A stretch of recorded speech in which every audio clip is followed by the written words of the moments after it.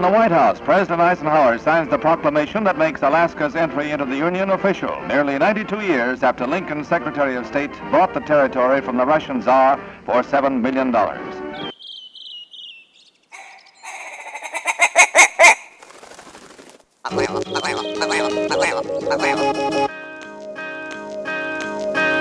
Alaska Wild Project podcast is brought to you by the following sponsors. Barney's Sports Chalet, supplying hunters with the best hand-selected gear since 1963. The exclusive home of frontier gear built for the rugged Alaskan terrain. Your one-stop shop for all your outdoor needs. Visit Barney's today at 906 West Northern Lights. Arbor Digital, the forefront of digital assets, cryptocurrencies, and wealth management, providing a low-cost, research-based investment strategy for Alaskans looking to invest their hard-earned money. Visit acminc.com today to put your money to work. Tailored Restoration 24-hour emergency home services, helping Alaskans restore their dreams since 1972. Services include fire, water, mold, post-emergency cleaning, repair, and remodeling. Give them a call in Anchorage, Eagle River, Matsu, or Fairbanks. Hit them up at tailoredrestorationalaska.com. Total Truck and Alaska Overlander, Alaska's premier supplier for custom automotive accessories and overlanding products, providing all-inclusive rental vehicles and trailers custom outfitted to explore the Alaskan backcountry with a unique and convenient traveling experience. Serrano's Mexican Grill, 2 locations, one on Tudor, one on Northern Lights. The Northern Lights location has their new tequila bar. Check it out. Also see their daily specials at serranosmexicangrill.com. TheTreehouseAK.com, located at 341 Boniface Parkway, Alaska's own and grown cannabis and CBD store. Ask the bud tender what the strain of the day is to get your 10% off. The Treehouse, where the culture lives. The Connoisseur Lounge, Alaska's premier locally owned and operated cannabis retailer, located in the heart of Palmer, Alaska. Their cultivated products include Snowcap Romance, Aurora Haze, Super Glue, and much more. Find them at theconnoisseurlounge.net. AKO Farms, located in Sitka, Alaska, built from the ground up with concentrates as their single motivation, with exclusive products such as their sugar wax, full spectrum diamond sauce carts, and more. Ask your local bud tender about AKO. Marijuana has intoxicating effects and may be habit-forming and addictive. Marijuana impairs concentration, coordination, and judgment. Do not operate a vehicle or machinery under the influence. There are health risks associated with consumption of marijuana for the use of only by adults 21 and over. Keep out of the reach of children, and marijuana should not be used by women who are pregnant or breastfeeding. The Bait Shack, located on Ship Creek upstream of the bridge. Can't miss the bright red shack. They're the go-to fishing gear rental and guide service on Ship Creek. Tight lines and fish on. Come hook into the action with them. Hit them up at thebaitshackak.com. Anchortown Dogs, located on 4th Avenue across from the old 4th Avenue Theater. Look for the blue and gold umbrella. From reindeer dogs to bomb euros, they've got you covered. Anchortown Dogs, your local gourmet hot dog and sausage cart. Crude Magazine, Alaska-based media outlet using the last frontier as a springboard to discover larger truths about the cultures of our great state. Read more at crudemag.com. Lawn Pro AK, Alaska's year-round professional property maintenance team. Services include snow and ice management, weekly lawn care, and more. Get your free estimate today at lawnproak.com. Double Shovel Cider Company, located off of Arctic and 58th. Handcrafted Alaskan-made colonial ciders. They also have a tap room downtown on the corner of 5th and E. Stop by today and taste an award-winning cider. Lady with a Plan, your own Alaska event planner. From scouting the perfect location to planning the tiniest details, specializing in event management and production for intimate social gatherings. Find Lady with a Plan on Instagram. Yeah, that hip's probably the only joint that doesn't hurt, right? That's right. Yeah, it's pretty good. If I get too dehydrated and the synovial fluid's not there, I get a little bit of pain, but Yeah. got to keep some fluid in there so it's less friction. But That's why I drink cider. Keep it lubed up. Shaun, you ever heard of a caribou call? Probably not. Could you imitate one? Is that the right one? Close. Good. Daniel's about to do one. Ready? Here, maybe close your eyes. So you can so you see your caribou coming in and you want to get a little bit closer because he's way out there. Hold on, point that away, Dan. This is what you do, okay? It's going to spray all over that road. Oh, yep. Oh, not bad, not bad. Oh, I get it. Yeah. Yeah. Well, here they come. A whole herd of them right to us. You know what these big cans remind me of? So you've seen It's totally wet. Talladega Nights, or what's that movie with Ricky Bobby? Yeah, Talladega Nights. So you know, like every scene with his dad's in, he's always got that big tall boy beer. Like every single scene, it's always a big black like can of beer. Says beer on it. When we brought these in, every single time we talk about them, it's all I can think about was if you ain't first, you're last. Speaking about that, so I went to Seattle for the weekend. You want me to go get a wet nap? Yeah, man, please. Okay, because I got a hot boys weekend or what? Yeah, so I went to Seattle for a boys' weekend and check out the Kraken game. And there's an Alaskan who, I'll be honest, I underestimated what I was going to go see and what the whole thing with the whole deal was. I totally undervalued and underestimated what it was. So there's this Alaskan kid. He's a kid. He's like 20-something, I want to say, maybe 30. But he was driving in a monster jam, like a monster truck thing. Nice. Okay? So, that was what we're going to do Saturday night, and I'm with Big Kyle, and he's like, there's like 70 Alaskans going to this monster jam thing. And we know the driver. And I was like, oh, okay, well, cool, I'll go. It wasn't bad. It was like $30 to get in or whatever. Thank you. Is it at Safeco or where's it at? So, you didn't get the memo on that, Shaun? The phone? That wasn't mine. Oh, that wasn't yours. Okay. It doesn't happen very often. Okay, all I have to tell Dan, we record every Tuesday, bro. Come on. Yeah, I always call you. It's Tuesday at 7. Yeah, Every single time, he's the only one that does it. mine's on airplane. So. Okay, Nice. perfect. So anyway, it's at the Lumen Field, okay, where the Seahawks play. So I'm like, this is like that huge. what it is now? So this is huge. And so I go to this thing, and it's like sold out, like Monster Jam, like when you were kids, dude. The Gravedigger, all these other ones that I was like, what? This dude drives this thing, dude? Yeah. And I was like, and there's just kids and families everywhere, and he drives El Toro Loco, bro.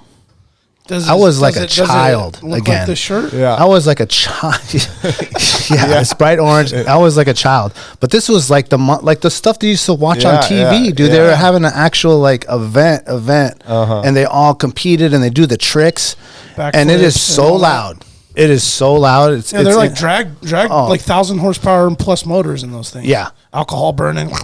Yeah, and it was actual competition. He got second, I want to say. He didn't win it. It was like a race around? No, so they do like a skills competition where the dudes go out and like stay on their front wheels and go on their back and spin around on the side and do all this stuff. Roll them over. And then when they do the actual run, they get like one run on the track for, I don't know, like 2 minutes each or 3 minutes each. Or I don't know how long it is.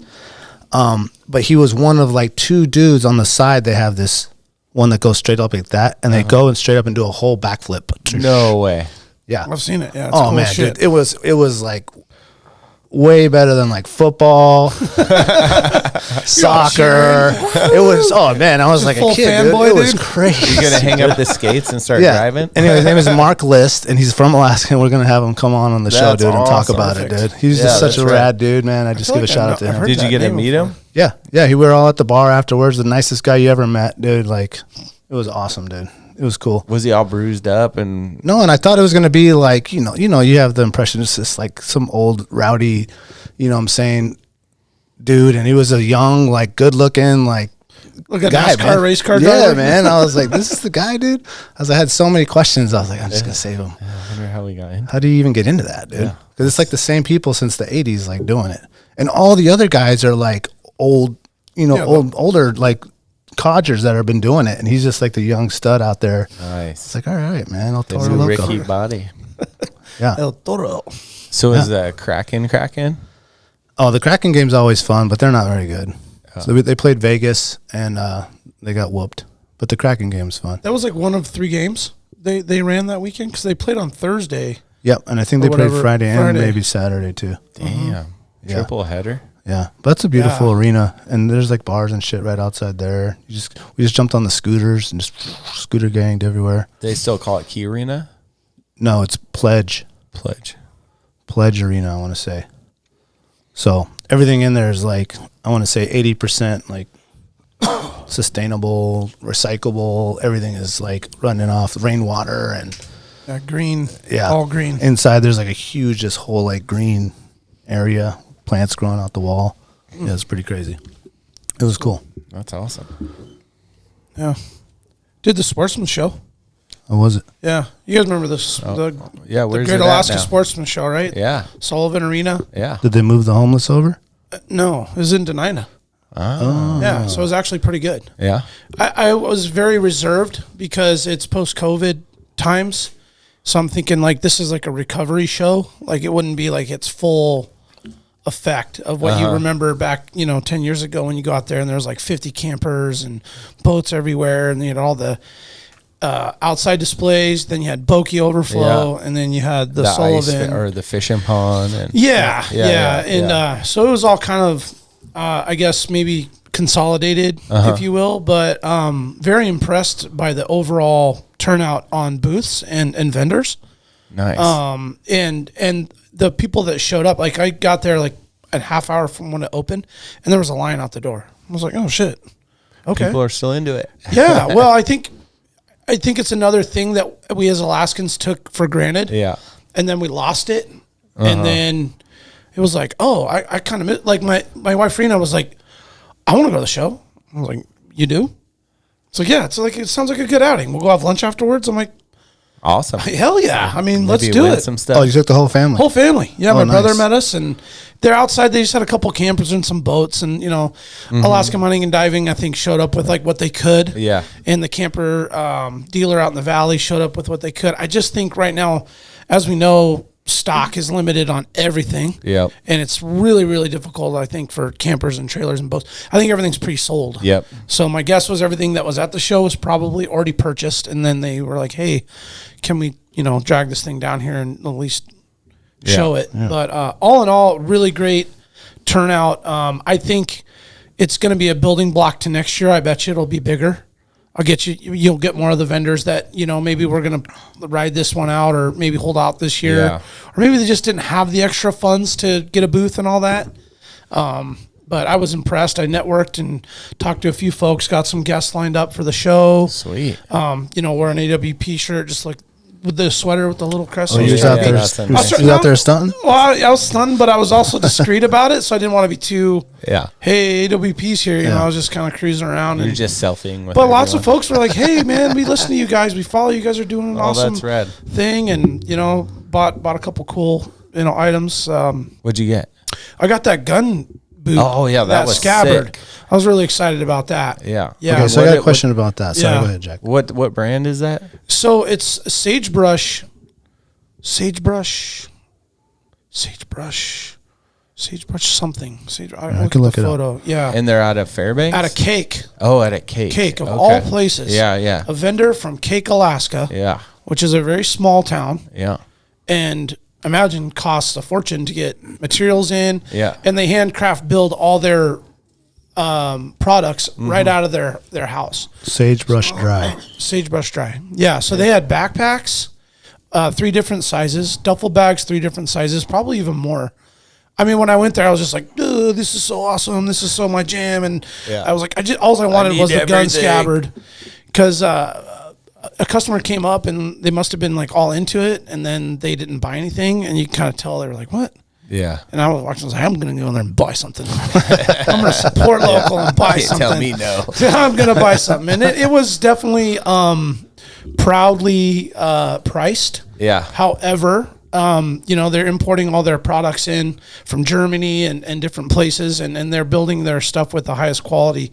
And they're hand built right here in Alaska from a guy who goes out and deer hunts in a skiff every fall with wet conditions, and he designed something for it. And I'm like, dude, that's what we need. Sign me up, man. Does it float?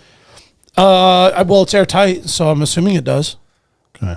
Yeah. You just get a little floaty keychain thing that also at the Sportsman show, and then that floats. That floats. Yeah. Oh, there we go. At least that'll just hold it up right there, Bob. Well, I have one that's similar. That's why I want to ask about that one. The one that they sell at Homer at Nomar. They sell the scabbard. It's my camo one. Yeah. I take on the raft. That's waterproof. But what I liked about that one was the zipper versus mine is like a roll top on the back. Yeah. But it floats, and that thing is like rugged. But that looked like it was rugged too. It's more rugged than that because I have one that's like that PVC, or not PVC, but what's that, like rubber, like Helly Hansen rubber, like it's like that thick rubber material.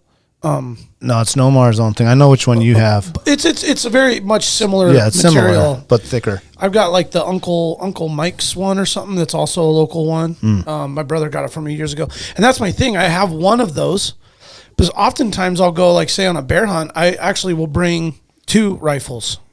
I mean, sometimes that's overkill, but or a certain hunt I might bring. You're going to like just double. No. I just might, if I'm going to shoot a black bear, I don't want to shoot it with the big ass, my big bear rifle. I have a smaller rifle I like to shoot. I like to shoot black bears with 243. Oh. So I like to have both of them in the boat. And so I don't have a second one though. So the one's always kind of like exposed. Yeah. Or if you're just bringing your kid with the 22. Yeah. You know what I'm saying? It has to have that in there. Yeah. And it had a cool little insert so you can put your rifle in the little like neoprene, like foam, like medium thickness. Yeah. Where it's like not ultra protection for the rifle, but quick access. Or you can pull that out and you can put like a nice soft scabbard that's like thicker. Maybe if you're traveling to Kodiak or something, it might get beat around in the plane or something, you could slip it in there. Oh, okay. And I think you probably travel with a hard case if you're doing that anyway. But it's pretty cool. And there was just lots of cool products like that. Elevated Oats was in the house. Yeah. They were doing their thing. Dustin was there. He did a couple of I must have just missed seminars or classes. Oh, really? Yeah. Or he did his after, like later in the afternoon or something. Because I was there in the morning. I was there around. Was like there 11. a fish pool? He doesn't do anything. Not that I can tell. You know what? Truth be told, as much as I love taking the family, which is fun because we got the girls some things and they had a blast. But I was like in my element. Yeah. And it was not a time to rush a man. Yeah. And when he's networking with all these people and talking and just Jack John about something you're excited about, and then your wife's like tugging on your sleeve, like, okay, honey, next one. I'm like, but I'm not done. As I'm getting pulled away. So I didn't get to kind of like us at Nordstrom's. Yeah. I always found that couch, one's good, though. honey. Let's go. Yeah. That one looks good. It's like Nordstrom's move. Thank God. Thank you. Yeah. So any other like custom Alaska stuff that was worth noting? Yeah, there was obviously like all the raft outfitters were there. Let's see, there was a couple of new like fishing guides and some guys making rods and reels. Oh, that optics outfit was there. That you have the binos, the orange ring. Yeah. Maven? Yeah, Mavin. Maven was there. Yeah. So I talked to the rep. She had her sister helping, and I got the full rundown. I'd really like to switch over and maybe get either some binos or a rifle scope at some point. Yeah. With them, they're going to be manufacturing directly out of Wyoming. Yeah, I believe they're in Sheridan. Yeah, they have like half their distribution. Cody. They're in Cody, Wyoming. Yeah, so they have like some of their more. I didn't get the full rundown, but some of their stuff's getting built in the Philippines, and then some of their stuff's getting built here because they can't facilitate building all of it here with the demand. But I think like in 8 months, 10 months, or very soon, they're going to centrally locate all their manufacturing, and sales and everything, and they're direct to consumer, which I didn't know. Yeah, and I thought that was cool. They're not selling out to the big box, and And they also have like the military or fire department, police department discounts too, which is pretty rad. Yeah. When I bought mine 3 years ago, maybe 4. 3. Anyway, no, 4 years ago. Anyway, regardless, they were all made in America then. Yeah. So they're probably a little smaller then. Yeah. Japanese glass, all manufactured parts here. Yeah. It's the stuff that's getting built over there is just to help get it turned around. Yeah. But anyway, that was a really cool interaction I had with the gal there. That when you have an issue with them or you're ordering, or you're dealing just one person, you're not going through a call center or anything like that. You call her and it goes to her. Can you say I want the one made in Wyoming? Yeah, I want to make sure this came right, Cody, not right, the right one out It of was Wyoming. cool though. Like right before the sheep hunt, that eyepiece broke on mine. Oh, and yeah, they that's right. sent it. They sent it like overnight, and I got a whole new eyepiece. Oh, yeah, that's shit. right. Free, That's you know. right. And it just kind of Popped off. yeah. You turned it when you shouldn't have, right? I don't know what happened. Yeah, I think it's also have supposed to just little go out kids. and yeah, no. Yeah. Mine turns out. Yeah. But your thing came out this way, the eye thing, right? Yeah, and it turns. It turns out. Yeah. I also Yeah, met a yeah. badass outfitter that was going to start operating a deer hunt out of Kodiak. Oh. Have you guys heard of Big Dan's charters? He's bringing a big, beautiful new boat out to Kodiak called the Double Down. That boat is huge and beautiful. Oh, you've seen it. Mm-hmm. It's got the Cryptic gray and white. Yeah. Where's he Oh at? my gosh. Like Homer Seward. Oh, okay. And then he's doing he was selling a package, a full 6-day I'll pull him up. package, $3,800, breakfast, lunch, and dinner, showers. They run you to the beach, do the thing, pick you up. They had a setup so they could hang the deer up. There it is right there. Oh yeah. Yeah. Check out this boat, you guys. Well, the cool thing Just about this whole nasty. build is like he had it built here, and he like went the step by step the whole process, dude. If you go back in his page, Scroll back up real quick. I will, but I just want to show you guys like he went from like scratch. Right. Like they show the whole thing being built to the end process, which Is was it a cool because you bay watched him do it like all winter. Go up to keep going. Right. Oh, is that a Baywell catamaran? What is that? No, Where do you wanna look? It's a BRIX boats, I think is what it's called. Okay. BRIX. Yeah. Yeah, it's nasty. You guys will see that in the harbor this winter. He's going to sail it. They're going to sail it up from California here in I think 6 weeks. It's still being built. Scroll down a little bit, Daniel. There's a picture of one of his dudes, and he's standing on the bottom of it, and it kind of gives you some perspective on how huge it is. I mean, that thing is So massive. double down. That's where he took think it's all got of his four- money I mean, look at it That's compared to what I'm the thinking. semi. and bought There the you boat. go. There you go. Look at those engines. What's he got for? Four 450s. 450s. Holy cow! Yeah. That thing's so beautiful, Yeah. dude. That is a beautiful boat. Great outfit. Really nice folks. I mean, I talked to them for about 15 minutes. And that package was really cool, man. I mean, $3,800 seems like a lot, but not really when you think about what you pay for a fly-in and they have it set up so they can pick you up in Homer or you can fly into Kodiak. But it sounded pretty neat. It sounded like maybe it was cheaper to actually just go down to Homer and jump on the boat. And then you basically do the run from Homer through the Barrens all the way down to Kodiak, which I imagine is pretty nautical Thing's massive. run. But this dude started off smaller, and he built his way up to this, and he just went all in. Big Dan, man. Shout But out, this dog. one, yeah, it's a pretty cool story to watch him over the last at least a year that it took to build this. Right. Yeah. Yeah. It's a beautiful boat, man. And you can go back to his Instagram to go see that kind of story, or Yeah. If you scroll down, you'll see it from the beginning. that's Yeah. right. Yeah, he's a fishing machine. Kenai does the river, does the salt, hunts. You know what I'm saying? They're just starting it right here. Yeah. Yeah, it's pretty Yeah, cool. a picture of the hole there. Yeah. Yeah, pretty cool group of folks out there. Awesome. That's one of his other boats. Okay. Yeah. Big Dan. That's Yeah, the guy that's on a the right, big right change. That's like a 28-foot boat. Yeah, he there. stepped Yeah, it up. when I saw the double down, I'm like, oh, I know what that means. That's all in, baby. Like, Yeah. 450s? Jeez. yeah, those are his dudes that I talked to there in the photo up to the left. Don't matter how many motors you got, though. So is he a big guy? It's not the size of No, the not motor. really. Big Dan? Okay? It's not the You just size of the catch motor. big fish? I think Big Dan just catches big fish. No, That's it's a it, big man. boat. Yeah.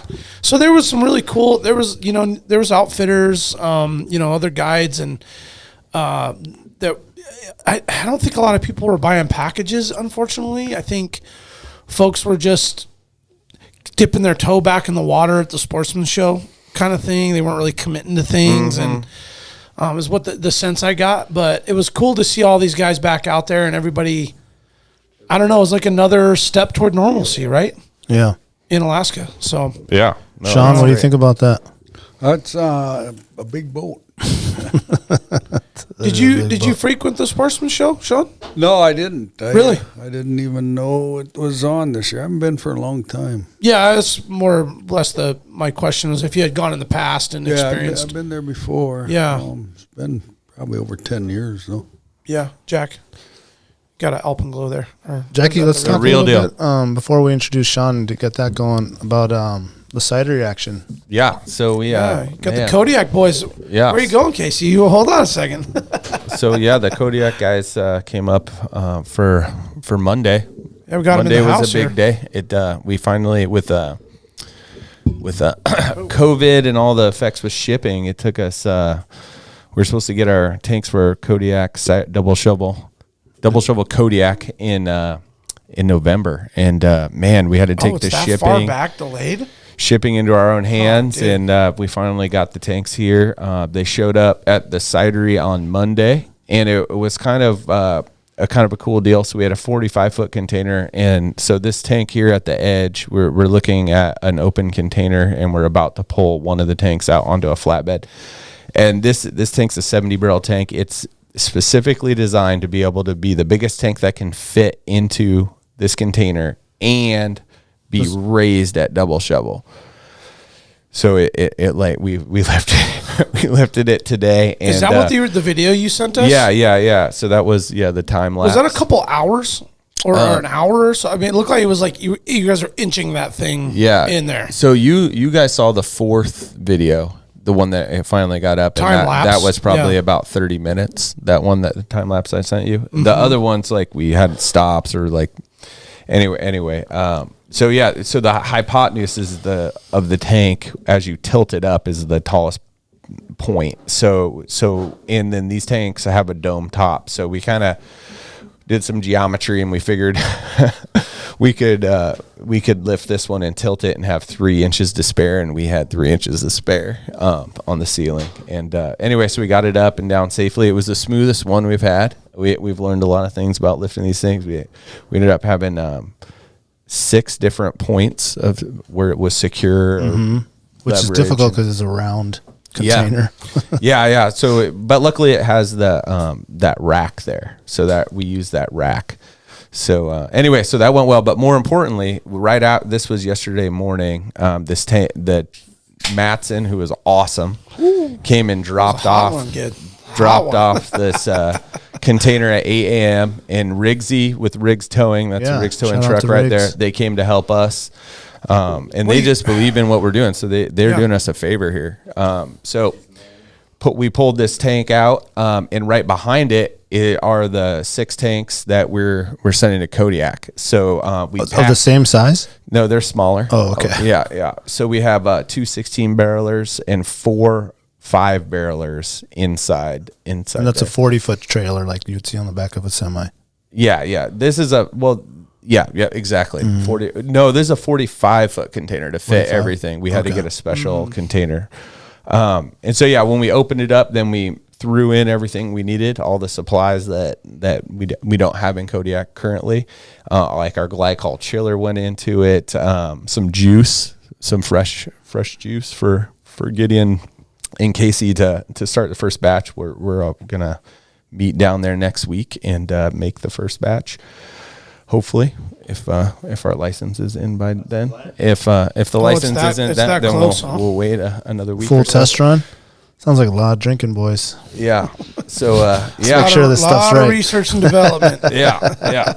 It'll be a lot of R&D, huh? Yeah. Might need to come down and help you boys. But we got in there and pulled this one out, and the other tanks are so nice and cute.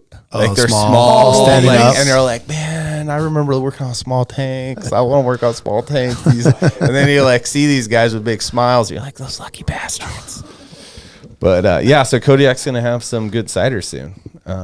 Awesome. That's cool. Yeah, so a lot of fun at the cidery. So did they winch it out of the container? Is that what Riggsy did there? So we winched it pulled it out of the sled deck. Yeah, you see there's some wheels. Oh, okay. On the frame there. Yep. And so we were able to and then we tilted it. So we winched it up. Oh, he tilted the bed. Mm-hmm. It winched up. The truck drove away. Now it's on the back of the tow truck. Mm-hmm. He flips it around and then backed it into the building? He drove around the building to Oh.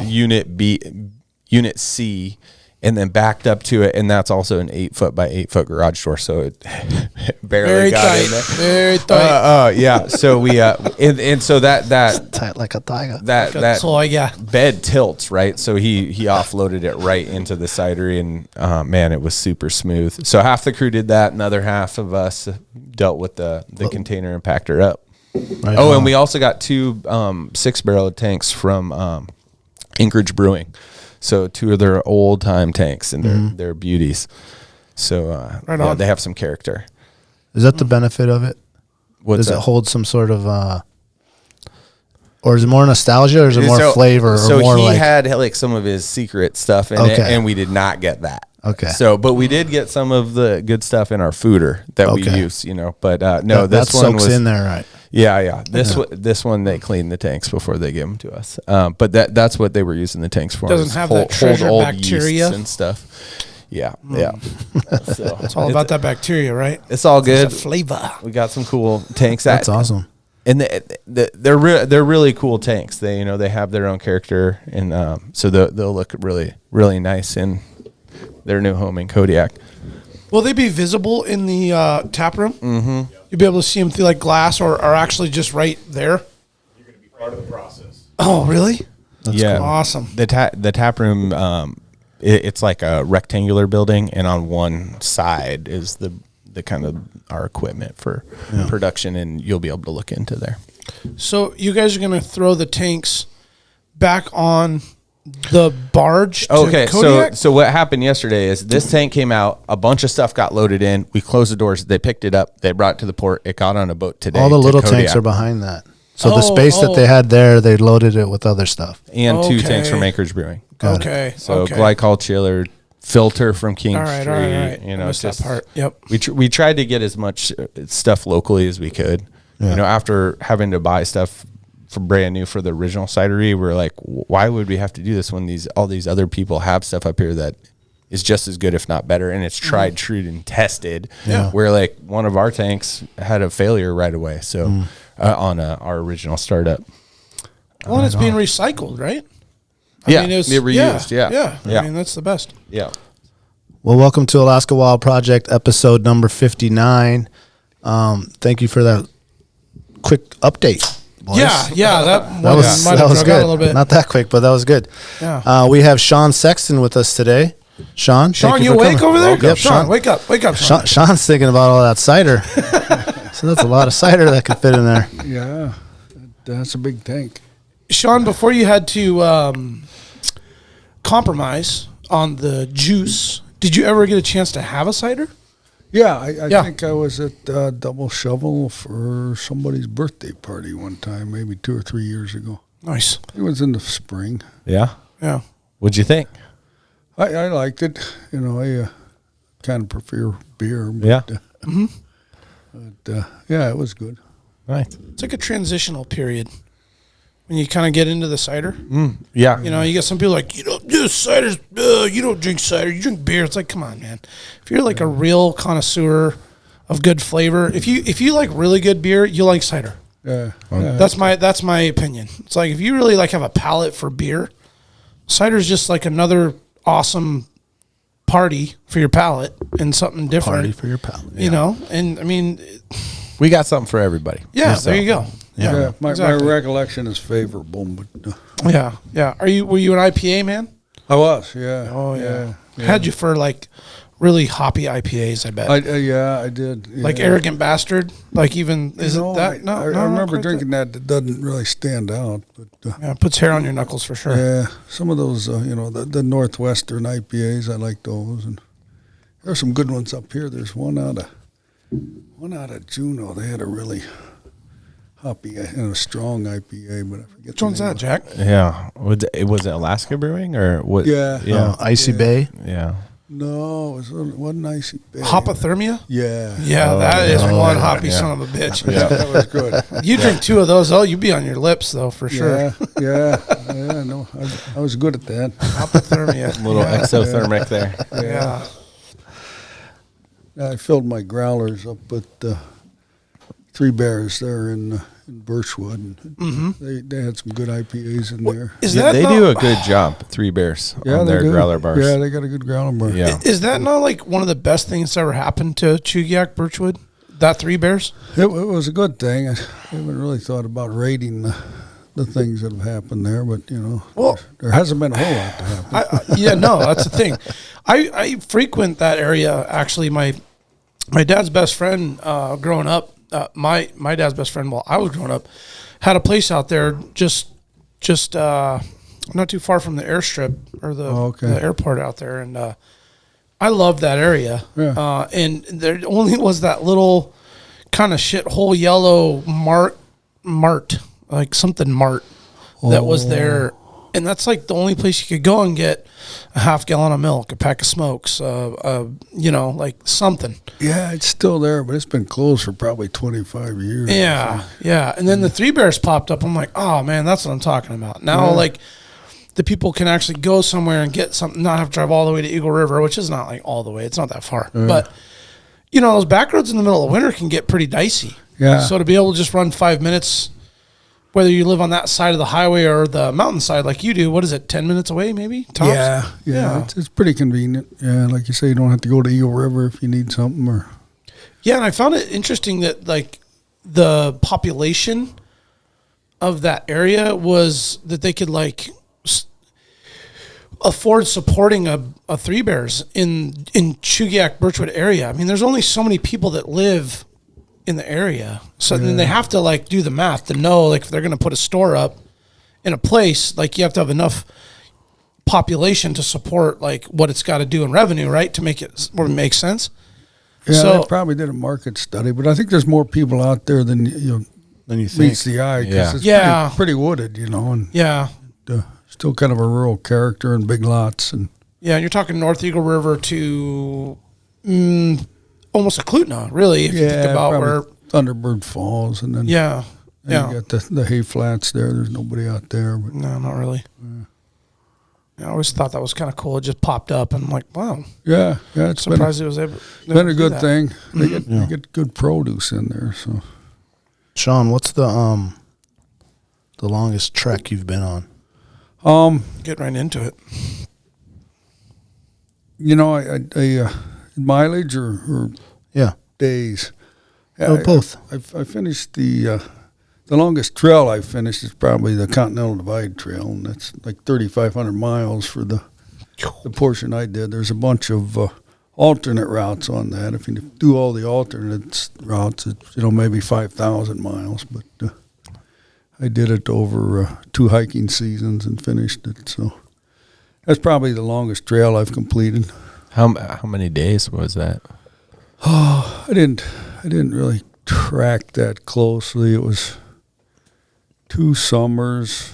I started in April in New Mexico at the Mexican border and hiked north that summer, skipping snow as I went north. Got to Colorado, it was snowed in. I didn't want to hike in snow, so I skipped up to Wyoming and did the Red Desert with another guy, and then we got up to Yellowstone. There was snow there, so we skipped that, went over to Montana, and then went north. I got to the Canadian border, and then I turned around and started hiking south that August.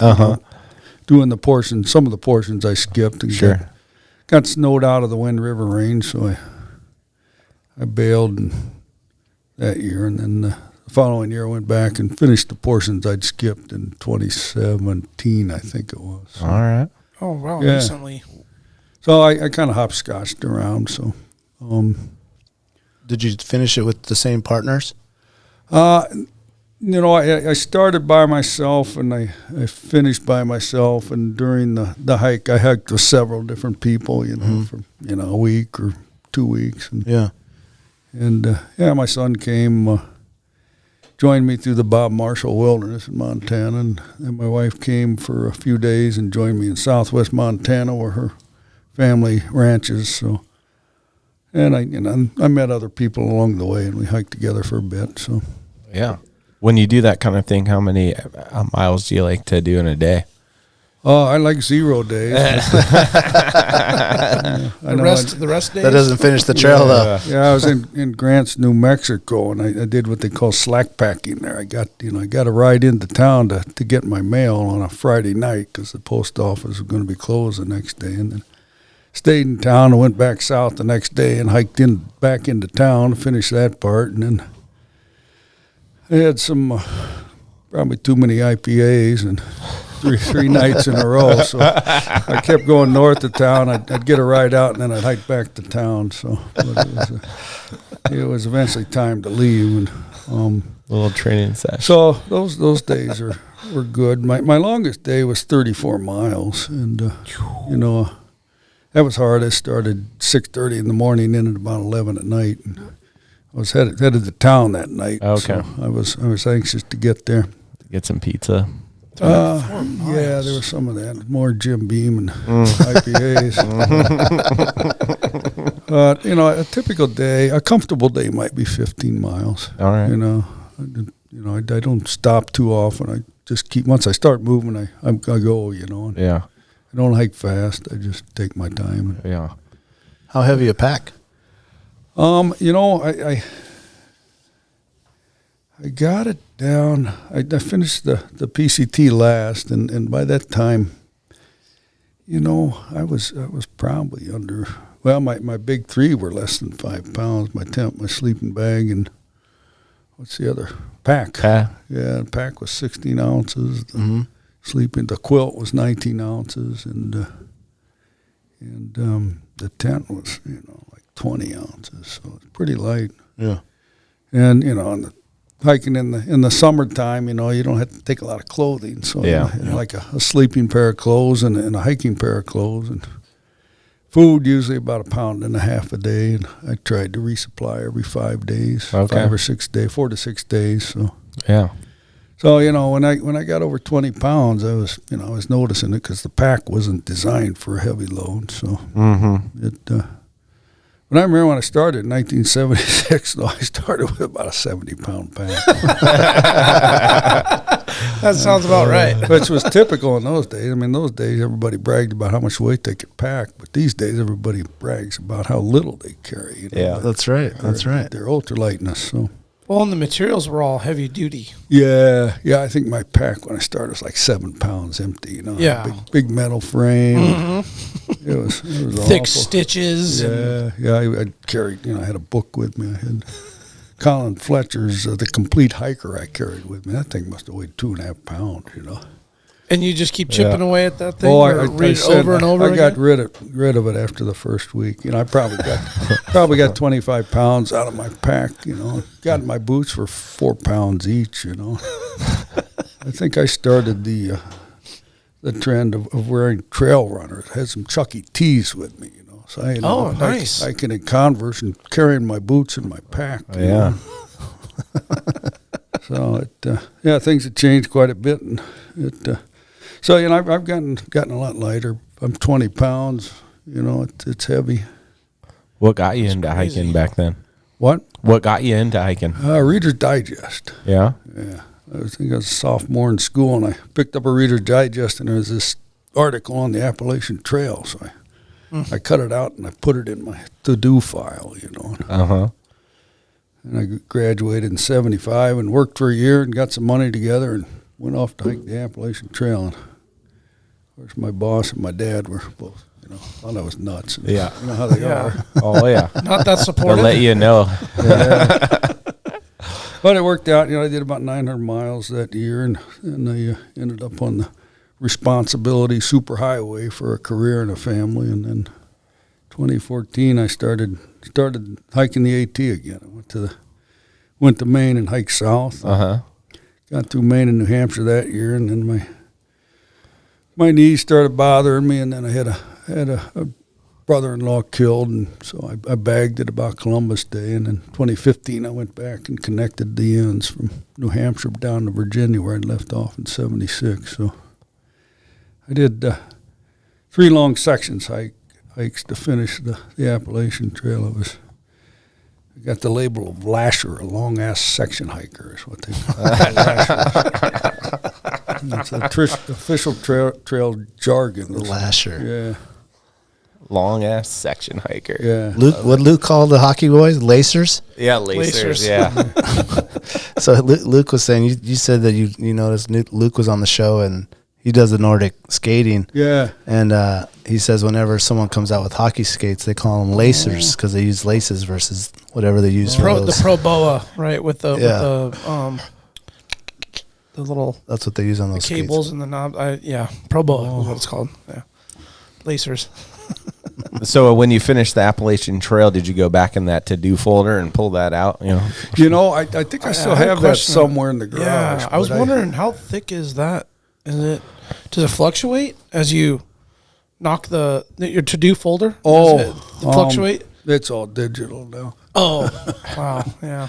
No, it keeps getting bigger, but I'm working on a few things at the top of my bucket list. I'm trying to get out of the way. So, I thought I was going to get one done last week. We went off with some people to do the Eklutna Traverse, which I wanted to do for like 35 years. And day 2, the storm came in, and we ended up in the first hut for 4 days, and then bagged it.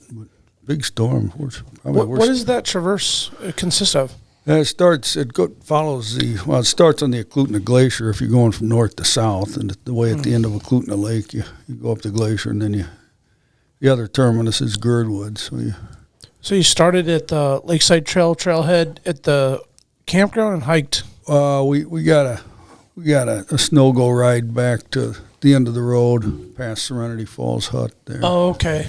So all the way around the lake, and then went up. So did you stay in the hut there then? No, it was of all the weekends to be occupied, it was occupied. The National Park Service was doing some training in that for their Denali Rangers, so we couldn't book it. And that was a little bit of a hiccup in the plan, but we based our trip on calendar and not weather, and so it was kind of when everybody was available to go. So we went, but we didn't finish. So it's still on my bucket list. Yeah, we've got it pulled up here, Shaun. Is that the loop there? That is not the Eklutna Traverse. The Eklutna Traverse starts over here. It's off the map. That whose red line was that? Oh, that was the internet's. Okay, yeah, that looks more like Google.com. That looks more like a ridge walk. Yeah, ridge walk. Maybe I didn't look closely at it. Maybe at Bold Peak and some of these Salt Peak, Pepper Peak, and there you go. Not that clear, but it's through this pass. This traverse and through the pass. That I think you've got the. That's Independence Mine. That's up in Hatchers. You've got the. I forget what that one's called. There's an Eklutna Traverse day 2. Oh, Bomber Traverse is what that. Yeah, you were on the Bomber Traverse. Yeah. Oh, okay. Maybe just to the right, Daniel. This one. Yeah, that shows the whole lake, and it might give you. Yeah, well, that's kind of this one. Start there, and then you end up down there. There's that cabin Serenity there. Falls Hut, and then the glacier starts here, and then about 4 miles in is the first hut called Pitzler's Perch. So. And then you work your way toward Redwood. Yeah. Oh, take the Eklutna Glacier, and I think you end up coming out the Raven Glacier. So were you guys snowshoeing all the way? We had a team of 4 on snowshoes and a team of 4 on skis. So there were 8 of us. And what were you on, skis or snowshoes? I was on snowshoes. I'm not a competent downhill skier anymore. Have you guys? Has anybody other than Shaun ever snowshoed before? Oh yeah, it's really fucking hard. Yeah. Like I underestimated. I've snowshoed like 3 times. Right. And the first time I was like, I'm never doing this again. The second time I was like, I'll try it again. And then I was like, I'm never doing it again. And then the third time I'm like, okay, I'll like do it once in a while. I'm not going to every weekend get out on my snowshoes. I have them. But I just thought, I don't know what I was thinking, actually. I thought it was like, you're at the Sportsman show about 5 years ago. And yeah, you're like, I gotta support. I need them. I'm gonna get the smallest, I just thought lightest you could cover pair. a lot of mileage, and you expend so much energy Yeah. that you can't. The expectation was I was going to do like hiking miles. Yeah. Right. And I'm like, oh no, like it's really hard to go downhill and really hard to go uphill. And I'm thinking like it's all flat. Like when you're just doing it flat, it's actually not that bad. But Yeah. then you get into deeper snow and then crusty snow. And then, I don't know. I just didn't think it all the way through. Yeah, well, if you do it a lot, you end up like everything else. You end up with multiple pairs of snowshoes for different there type it of is. snow Yeah. and different terrain, and Didn't get to that level. But when it's deep, if you got snowshoes that are not for deep snow, it's a lot harder. Yeah, you're still walking around up to your knees. Actually. Yeah, you sink and And you're like, why aren't these snowshoes on top? They're snowshoes, right? yeah. Then I had to tell myself, well, it's better than just boots, because then I'd be pulsed hole into my hip. Yeah. So there's still a little bit of benefit, but Yeah, and there's certain techniques you use too. There's something I learned was, you step, but not with all your weight at first. Then you pick your foot up, and then you step again. So you kind of compact it, and then you recompact it. requires a way lot you- of patience. Yeah, that too. Yeah. I lack in that department. So every step is 4 steps. Pretty much that's what you had to accept. Yeah. Like, don't put a time frame on this. I'm going to get there at this time. It's like, no, conditions will decide. Yeah, schedules you- can drive you nuts, Yeah. Schedules suck, man. Yeah. Yeah. I'm curious on when you do those long trips, like the Pacific Coast and the Appalachian one, what type of preparation are you doing? Like, how far out are you thinking in advance and like geeking out on the maps and stuff? As far as possible, really, but I start looking over the horizon several years in advance and start collecting information as I go along, and it's gotten a lot easier. There's all these long trails now have apps that you can help you do the planning a lot easier than collecting maps and books and reading guidebooks. Making phone calls. Yeah, it's gotten a lot easier. It kind of depends on where you're going. The major long trails, it's a little easier now than it used to be. But I started planning a Arctic Refuge trip. Probably, well, my first plan didn't pan out. I had to skip the Refuge and just do the middle and western brooks. And then I started planning to do the eastern brooks or the Refuge. I was going to do it last year, but it didn't. Last minute things kind of came apart, so I'm planning to do that this year, which gave me more time to invest in the planning. Yeah. Map it out. Is that the one you're going to put the raft in? Yeah. I've got a plan to paddle the Ivashack River. Oh, okay. As part of the last 80 miles, and Nice. and then I'll walk to that probably 200-ish miles, maybe. If I get to the Ivashack, I'll paddle it. But Yeah. Yeah. you never. Are you going to have some food drops in there? Yeah, I got 4 caches planned. Okay. And the plan is to drop the first 2 the day I get dropped off, so I know where they are. And then, Right. And the other 2 will get dropped another time, and I'll give myself a little wiggle room just in case I don't make it that far, So, Yeah, but you drop them, you got to go back and get them. that's right. Oh, yeah. If you're ahead of it. Yeah, so if I don't get there, I still got to pay to get them picked up. So, Yeah. What does that look like? The actual drop and what's in it? That'd be, for me, for this trip, it is going to be mostly food and fuel, and maybe some extra power banks for electronic stuff. And then Okay. my last one will have all my pack raft gear, paddle and pack raft and helmet and life preserver, and then a bag to put it all in and a bag to put it back in when I'm finished. And, end up, I'll be pretty close to the haul road when I take out, but I'll still have to carry the stuff to the road. Yeah. Yeah, you can go Ivashack to Sag to the highway to the road, right? Yeah. That's right. Yeah.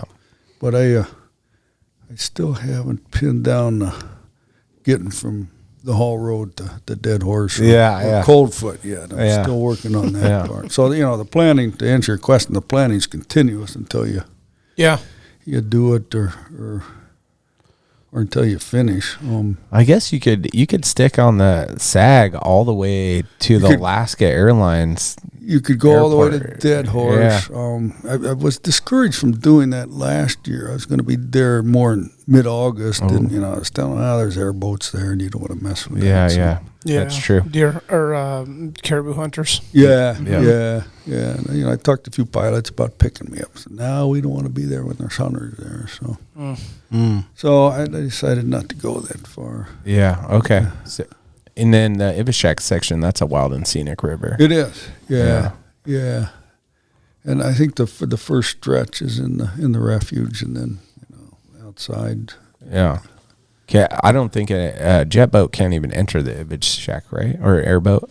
I don't think they can go that far Yeah. upstream. Yeah. Yeah, I think it's too high up at that point, right? It's the wild and scenic. Where they can't designation, even, I they just think. can't even get in there. Yeah. The headwaters are a little bit higher, but I think once you get down lower, it's a Class 2 river, as I understand it. So it's Oh, that's going to be beautiful. I Oh think yeah, so. way cool. Just looking at the pictures of it here. Yeah. Yeah.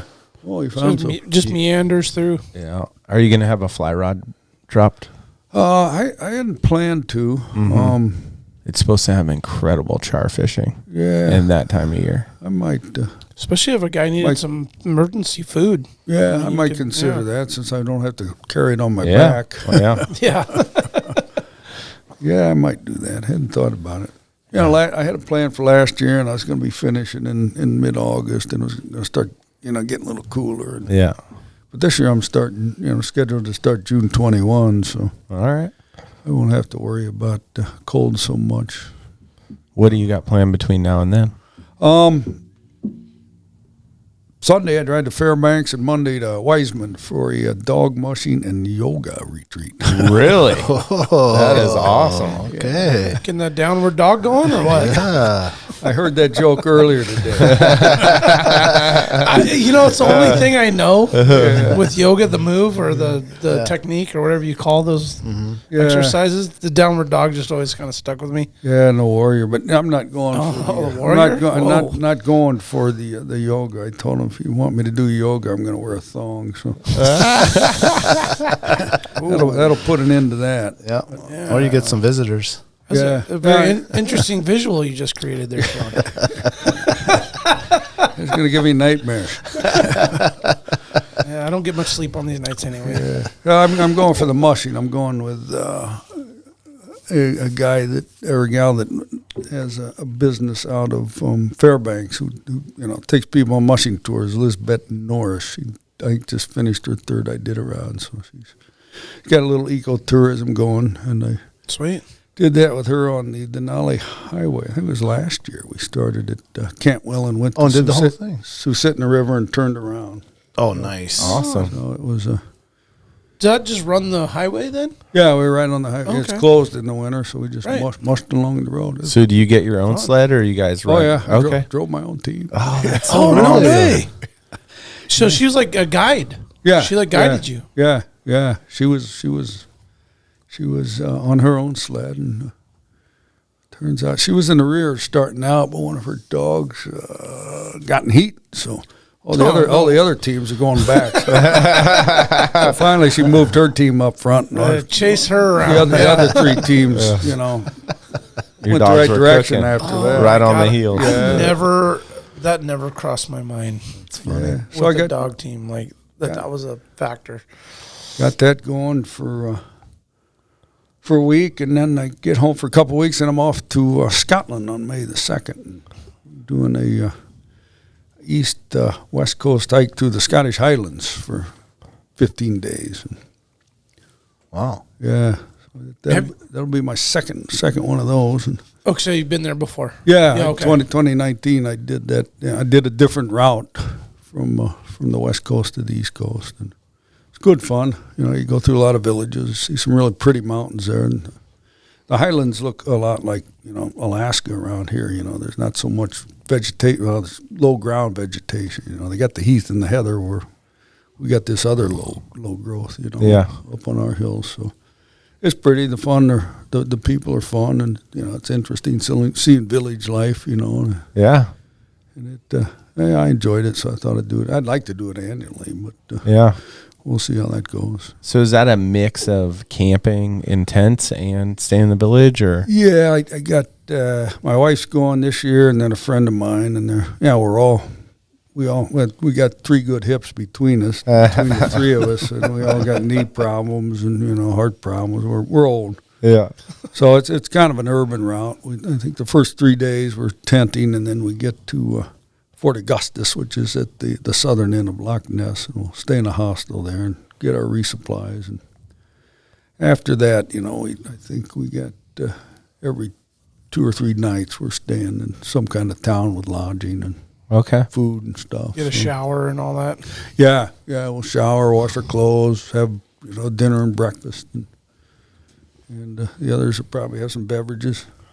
Yeah, but it's it's not quite glamping, but it's fun. Yeah. Sounds fantastic. How far is that trip? That's about 200 miles. All right. Yeah. He just says that like nothing. It's It's just 200 2 miles. No big deal. It's 15 miles a day, so it's most day we average about 15, 14 maybe. So. And that's what those lighter, like 20-pounders? Yeah. And that's everybody going to be packing light like that? I will be, but Yeah. I find with people that don't have the experience doing without, Right. they want to take everything. Yeah. They're like 50. Yeah. The expression, I know a guy. expression fear brings gear. It applies to most novices. Oh, that's true, man. So one guy's told me need yesterday, this, well, might need that. my sleeping pad crinkles, so I'm going to bring another one to put on top of it to stop the noise. You can't argue with him. I think you're going to be so tired, you're not going to worry about noise, but they want to bring extra shoes and everything, but A little camp chair. yeah, chairs. Yeah. You figure out a way to justify, like, why you need this thing. Yeah. I might need this Yeah. extra Yeah. stuff. Yeah. What if this happens to you? You can use what I brought. It's like, you pack that, man. Thanks. Just in case I need that. You should probably put that in your pack, not mine. You get to the point though, if you've done it enough, you get to the point where everything you take has 2 or 3 different uses, and you might not be prepared for the worst weather, but you can always stop, put up your tent, get in the sleeping bag and wait it out, and then move on. So you find a way to cut grams, and they add up. So every time I've been to Scotland, the weather was awful. How do you pick weather in Scotland? Well, I think you don't necessarily pick good weather. You just prepare for what's expected. Yeah. And May is, as I understand it, one of the drier months. Okay. And when I was there in 2019 I did this, similar hike. Mm-hmm. It rained one day. Oh, nice. Yeah. So that was a rarity. Uh-huh. So, and it was a light rain. So, but even in spite of that, it's still wet. The ground's wet in a lot of places. Right. But yeah, you just take what you get. Yeah. So was it similar in the sense that you did some like camping and then you'd go through villages? On your I think I put up my tent one night. Oh, okay. And I could have stayed in a Bathie that night if I wanted to, but there was kind of a lot of people congregating, and there were hosts there that were serving scotch and other drinks. So yeah, a lot of people were setting up tents. I got there early, so I'll set up my tent. But there's these things called Bathies in Scotland. I don't know what they are, but part of Scottish history is that the lords at one point chased off all the peasants, leaving farmsteads behind, and a lot of those old buildings have been turned into places for hill walkers to get out of the weather. Oh, okay. And there's this thing called the Bathie Association where volunteers kind of maintain these Bathies. Okay. So I stayed in a few of those, and in towns I'd stay in hostels or maybe a hotel every once in a while. So seems like a state rec cabin. Oh yeah, there you go. yeah, it's somewhat like that. Something like that. Yep, that's a Bathie. Yeah. Well, Built by hand? Old farmers, farmers and sheep herders used to live in places like that. They got run off their land, and immigrated to some place. And so they call hikers in this area hill walkers? Hill walkers. I love it. And the origin of the word hiking comes from hill walking. H-I from hill and K-I-N-G, H-I-K from hiking or from walking. Hill walking. You combine, you cut hill walking apart and shorten it up for hiking. So that's where the word hiking came from. Oh, man, that's cool. I know that. Yeah, I read that in a book. I don't know if it's true. Well, if you saw it on the internet, it's true. It must be true. I mean, if you see it and you're like, you don't know what hiking is, and then you hear hill walking, it's like, well, that kind of put the two and two together and walking around in the mountains. Makes sense. Hiking, you're like, I've never heard that before. Yeah. Walking hills, I do that all day. Yeah. Let's take a quick second and give a shout out to some of the sponsors. Barney Sports Chalet, supplying hunters with the best hand-selected gear since 1963. Barney specializes in supplying hunters with the absolute best Alaskan-proven gear on the market for some of nature's most rugged and demanding terrain. Whether you're headed to the remote volcanic islands of the Alaska Peninsula in search of a brown bear, or the shale-infested glacial valleys of the Brooks Range for Dall sheep, it is critical you choose the right gear for your dream hunt. Don't miss Barney's exclusive brand, Frontier Gear of Alaska, tested from the high mountains of Tajikistan to the extreme conditions of Alaska. These products were designed for high performance and durability. Frontier Gear was derived from decades of experience hunting big game in Alaska. Paired with other top brands, it provides you the absolute best gear selection anywhere in the world. Stop in at Barney's Sports Chalet in Anchorage on Northern Lights or check out their custom website and reference tool at barneysports.com. Arbor Digital, based in Anchorage, Alaska, is your go-to wealth management company. Arbor Digital is at the forefront of digital assets and cryptocurrencies. If you've been looking to invest your hard-earned money or just want to learn more about crypto, blockchain technology, or digital investments, give their website, acminc.com, a visit. What's great about Arbor is they provide a low-cost, transparent, research-based investment strategy for digital assets and traditional investments as well. acminc.com is your first step in putting your money to work. Let one of Arbor's investment professionals walk you through your options for financial growth and security. Start investing for the future today at acminc.com. Arbor Digital, your Alaskan digital asset company.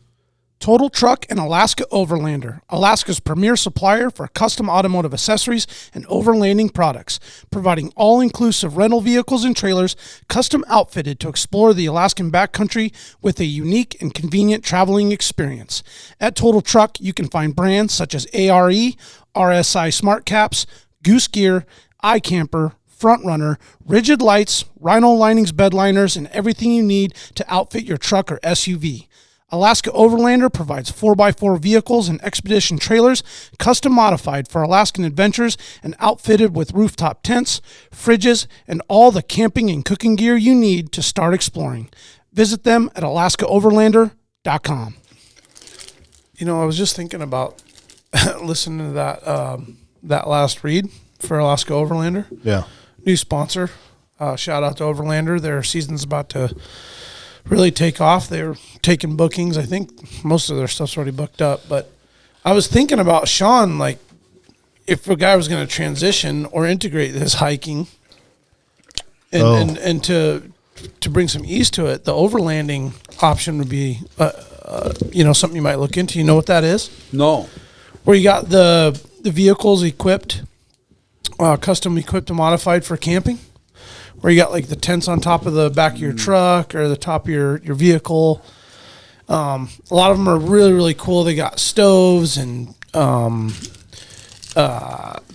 cooking equipment. Obviously the shelter with the tent. Take a look there, Shaun. You can kind of see what Overlander has to offer. I could see those in my future when I can't walk anymore. Yeah. I consider that as we're all going to get option. there. Yeah, I'm afraid to get one though. I'd be too tempted to use it and quit walking sooner than I prefer. Well, I reckon you could take that thing and set it up and then hike from there. Yeah. and then have it to come back to. Yeah. Yeah. Yeah, as long as I didn't have to park it in the campground, you know. Well, that's it. That's their style, and the premise behind their. That's funny. I know exactly where that picture is. Is that Kenai Lake at the beach there? On the backside, yeah. Yeah. What's that beach called? Secret spot. Oh, I've never been there. Yeah. I've never been there. Secret. Yeah. Well, is it really secret? Because the last time we were there was like 1,500 tents. Well, in a line there. Across the lake, there's 4,000. So you buy a vehicle and take it to these folks, and they retrofit it, huh? No, they rent you the vehicle already already ready to go. Oh, that'd be better than owning, I think. Yeah, you just rent it for the week or whatever, and yeah, you take that fishing somewhere, you know. Yeah, that's perfect. They can retrofit vehicles through their counterpart Total Truck, so you can take a 4Runner or a Land Cruiser or Tacoma or something. You can have that stuff put on there, but they already have them all set up, ready to rent. And but why are they always Toyotas? Cool. It's a good question. I don't know. Reliability, baby. There you go. Yeah, I think they're in Anchorage. They are. Yeah, actually, Total Truck operates out of this building. Oh, really? Yeah, just downstairs where you came in the main door. Oh. That showroom right there. See, that door was. I'll be done. Before we jump into Jack's trivia, I have one question, Shaun, I wanted to ask. You said how you started so long ago doing these long trips and how the technology's changed.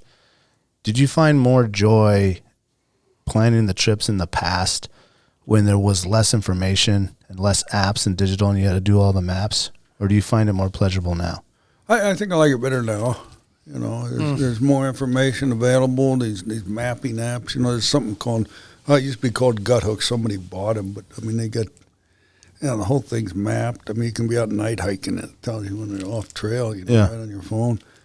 But, it helps you identify resupply points and mileage and profiles, and then they've got the crowdsourcing information where. You just get to a water hole or something, it's dry or wet or whatever. You make a little note on your phone, and that note gets uploaded when you get to town, and so everybody else knows almost real-time conditions, And, where all you-can-eat restaurants are in town, and, where to stay and who will give you a ride. And so it's easier now, and you spend less time planning and more time doing, I think. Oh, there you go. That's a good way to look at it. Yeah, less guesswork. Yeah. And, it's you still got to make sure you're not just dependent on electronics. So. Yeah, that was my other question was on those long trails like the Pacific Coast and the Appalachian and the Continental Divide ones, what percentage do you think the phone works on those trails? Yeah, it probably, I would think on the AT, I would think back there you might have service, maybe 90% of the time. But, you get in the Rockies,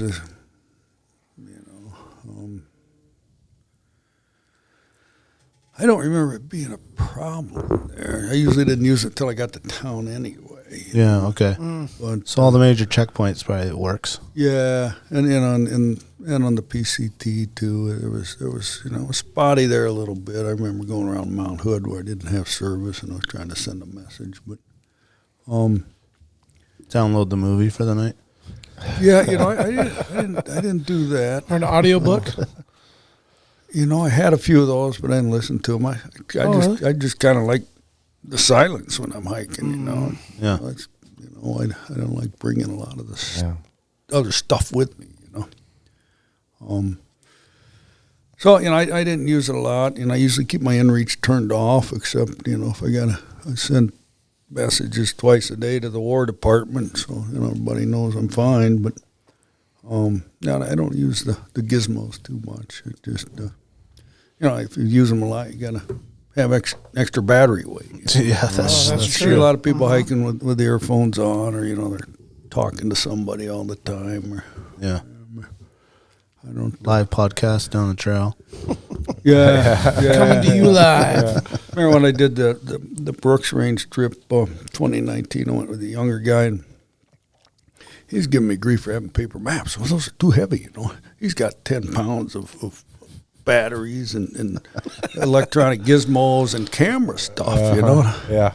And then of course he drops his iPhone in the John River, you know, on the first day. So, you know, different priorities, I think, you know. Yeah. Yeah. What apps are you using for trails? Planning. Usually for the long trails, I've been using something called, it used to be called Gut Hooks. Somebody else bought them. I can't think of the name. But for planning my Scotland hike, I use something called OS Maps, which is kind of the British version of USGS. Okay. In my view. They might argue differently. And then they've got a phone app as well as a desktop where you can do your planning and put it on your phone. For my Brooks Range thing, I've been using Gaia, and I just recently learned how to use Caltopo to print Gaia maps. Caltopo is reportedly a better app for printing. Okay. So I just learned to do that, and I use that also to replan the Scotland routes. Okay. So the OS maps they're hard to print, and just yesterday I called over to London because I was having trouble getting the OS map to print. And I talked to the guy for about a half an hour, and we tried to work through it. You know? And finally he said, well, let's go back to the Classic. And I said, well, where is that? You know, they made it better, right? Yeah. And it won't print. So we went back to the Classic, and the darn thing printed. Yeah. So I remember when we first talked, eight weeks ago? Might have been. And you were talking to them then. Yeah. That's when they changed it, and I couldn't even get into my account. That's right. And you got to call them up, and then they're on. They took the whole Christmas break, a whole week off. You know, everybody's off. You know, your customers can't get a hold of anybody. So sounds like a good job. Don't get me started. All right, I'll give you a little break. We're gonna do some trivia. All right. You got some music, Daniel? We need to re-record our thing. I tried to look one up on Spotify while we're sitting here, but there's just like somebody made trivia playlists and stuff. So I was like, all right, that's not the same thing. Yeah, we'll get better. All right. Show 100. So since Shaun's the expert, I'm going to let these guys answer first, and then you answer third, if that's all right with you. Can I make a stipulation? Sorry, go ahead. You got the correct answers, or? Oh, I do. Oh, okay. I want to add a stipulation. Brandon has to answer within 10 seconds. Well, he always answers in like 1 second. So no, well, last time he tried to wait and fill it out. I want you all right. 10 seconds. You picked up on that? Yeah. He changed his ways. He still didn't get it right, but it's okay. I was like, I'm actually, just not the full vomit. Yeah. All right. So what is the longest hiking trail in Alaska? What's it called, or how long? What is it and how long is it? Ooh. The Bird to Gird. Yeah, I complied with the request, and I know it's not the right answer. All right, Bird to Gird. Yeah, maybe Bird to Gird and back a couple times. Yeah, a lot of times. Man, I'm gonna say that Iditarod Trail. Okay, that's not a hiking trail. Why not? Okay, that's so what you're going you with? bombed it just as bad as I did. Man, I wish that was a hiking trail. It should be. People ski it. Yeah. I guess it's a winter hiking I don't trail. really, Maybe. yeah, I guess I don't know that. It crosses water and shit. You can't do that. You know? But it's not official hiking trail. Yeah. It says trail. Iditarod Trail. You want to try again, or are you done? Let me think. Man, that's the best I got. That's the longest trail I know. All right. In Alaska. Yeah, it is a pretty good answer. What do you think? Longest I've done is combining the Resurrection River and the Resurrection Pass Trail. I don't know how, and then that combined length, that's not a single trail though. And there's that one the Gold Rush folks used to cross down in south. That was the one I was gonna. Skagway. Skagway, out of Skagway. I don't know how long that is. I don't think that's all that long. Yeah, that's the Chilkoot Trail. Chilkoot. Yeah. Yeah. I don't think that's that Old long. Charlie's Trail, huh?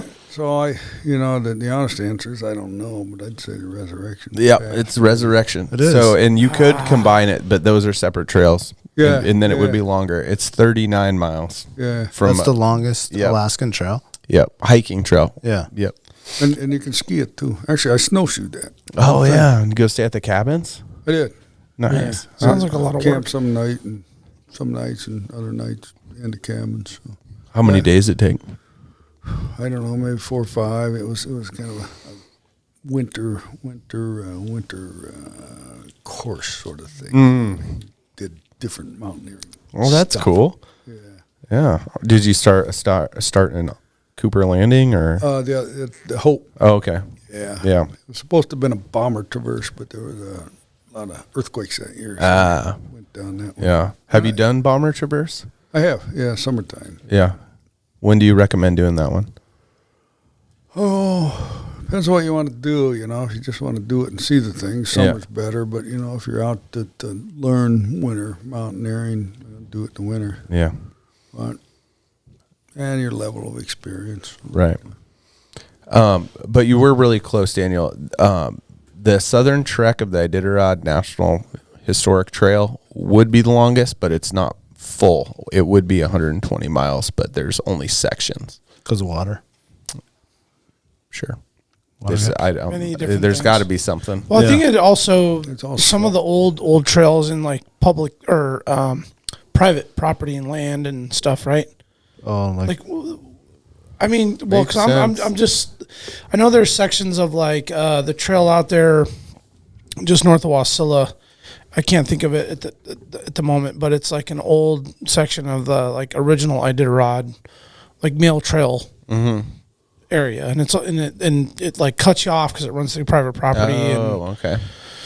Anyway, bird to butchering gird. the- Bird to gird. Hey man, Crow yeah. Pass Trail, that's only like 25 miles. Yeah. Oh, that was one. Yeah. Yeah. All right. So, what is the world's longest designated hiking trail? The world's longest dedicated hiking trail. Continental Divide 2.0. Thanks for a little giggle there, Shaun. I appreciate it.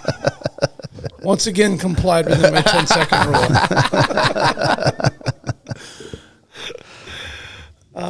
Sorry, Man, guys. That's man, all you I got me got, stumped, man. man. I don't.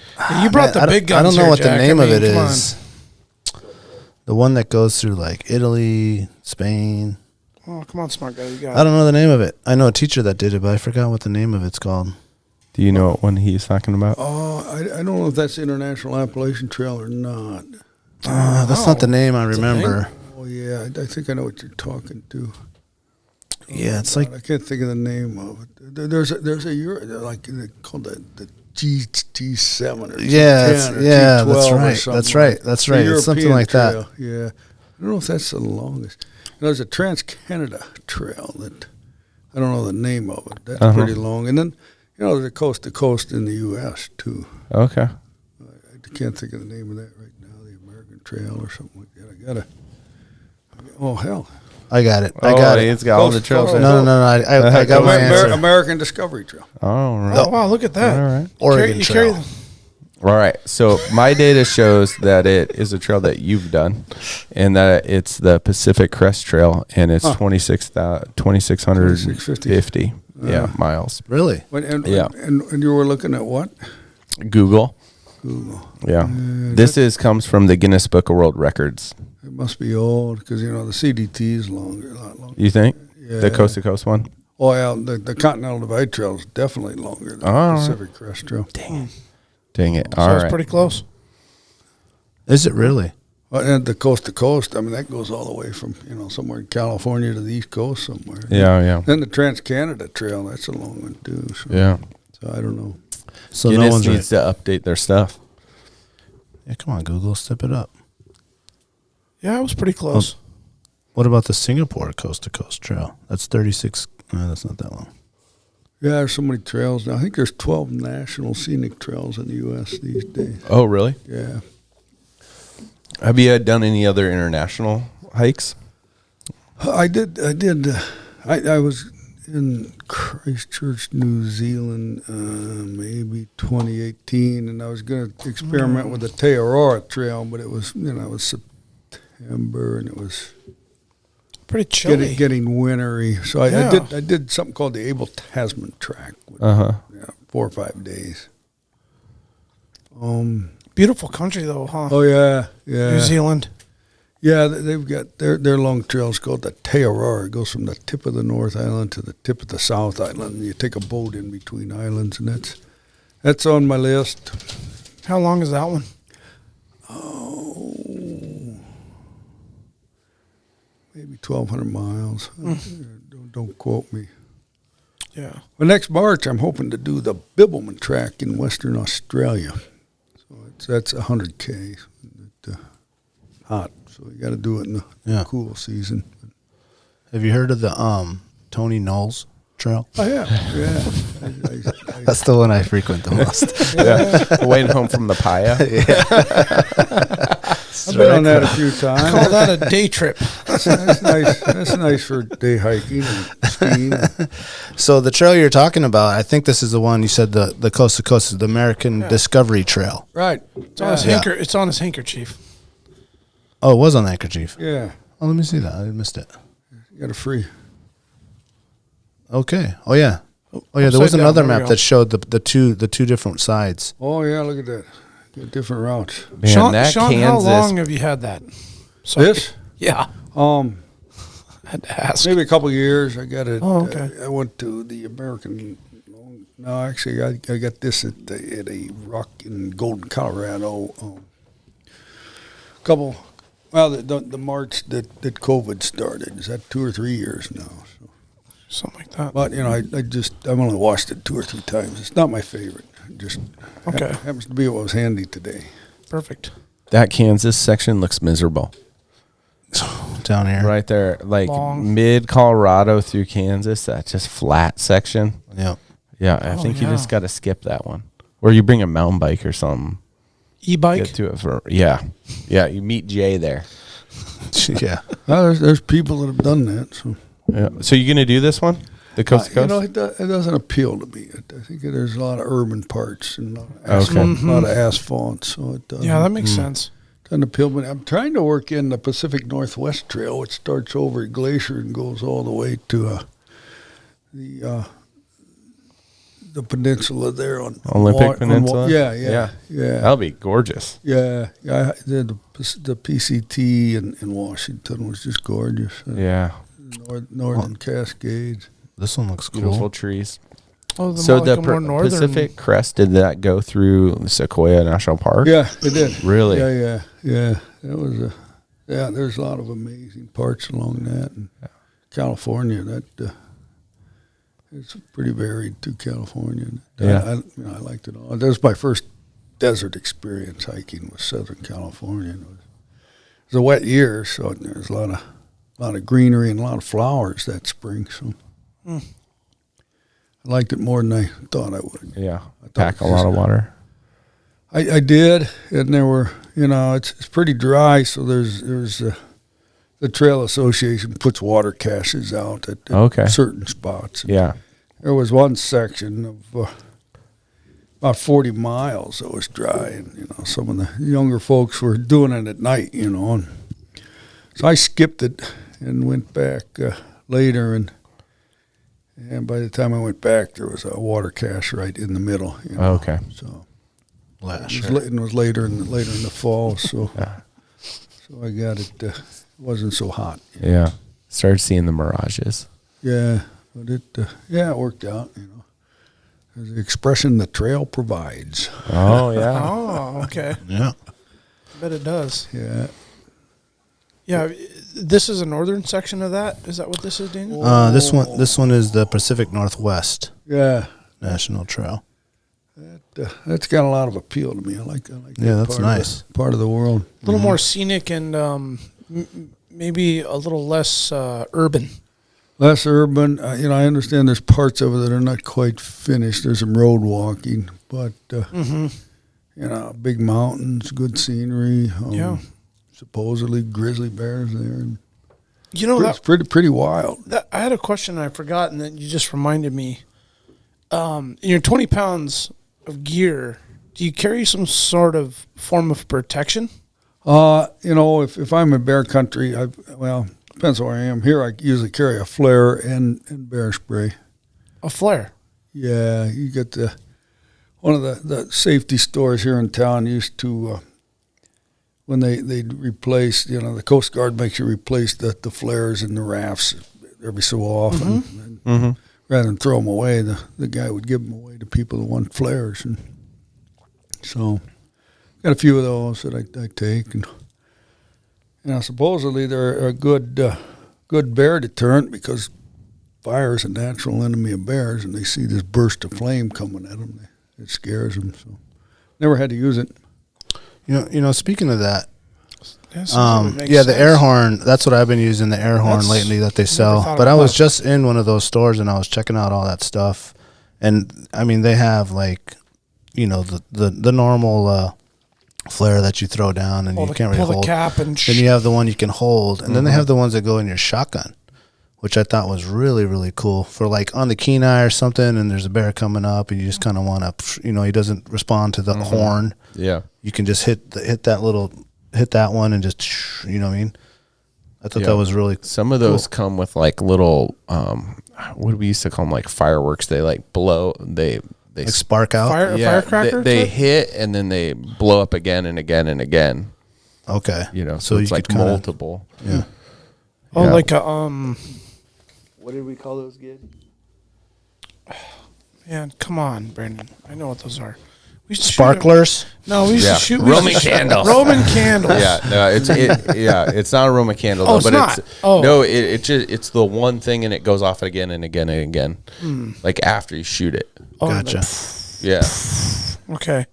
the one will crackle, and crackle again and crackle again.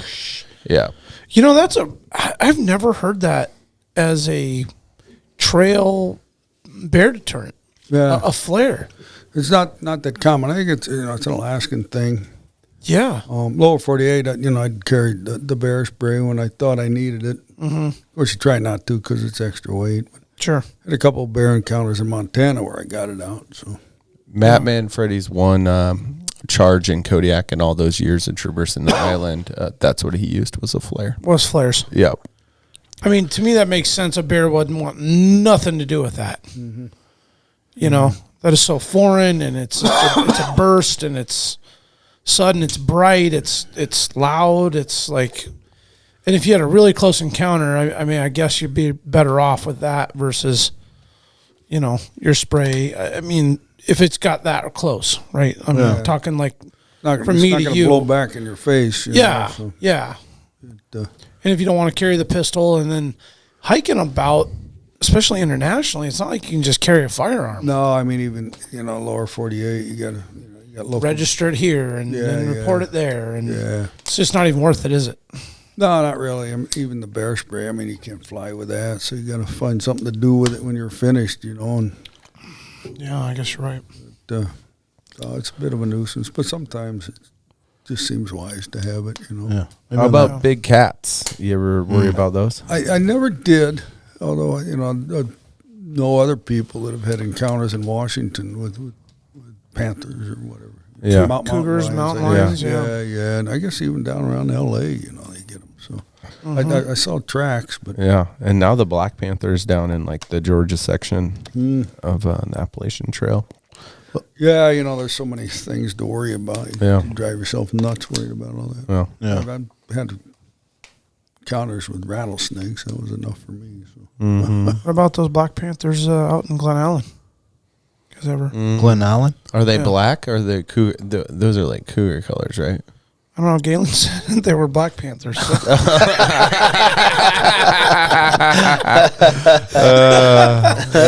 I had to throw it in, guys. Had to throw it in. That was a good one. I believe it is just a panther, to be exact, but Bring a possum. it is Well, black I wonder color. what do they say for protection for cats? Is it cat spray? I would think bear spray would work. Yeah, I wonder what are they advising people to bring? I don't know. I feel like that flare would probably be pretty effective too. Yeah. Flare will work on anyone. Anything. Right. On anything.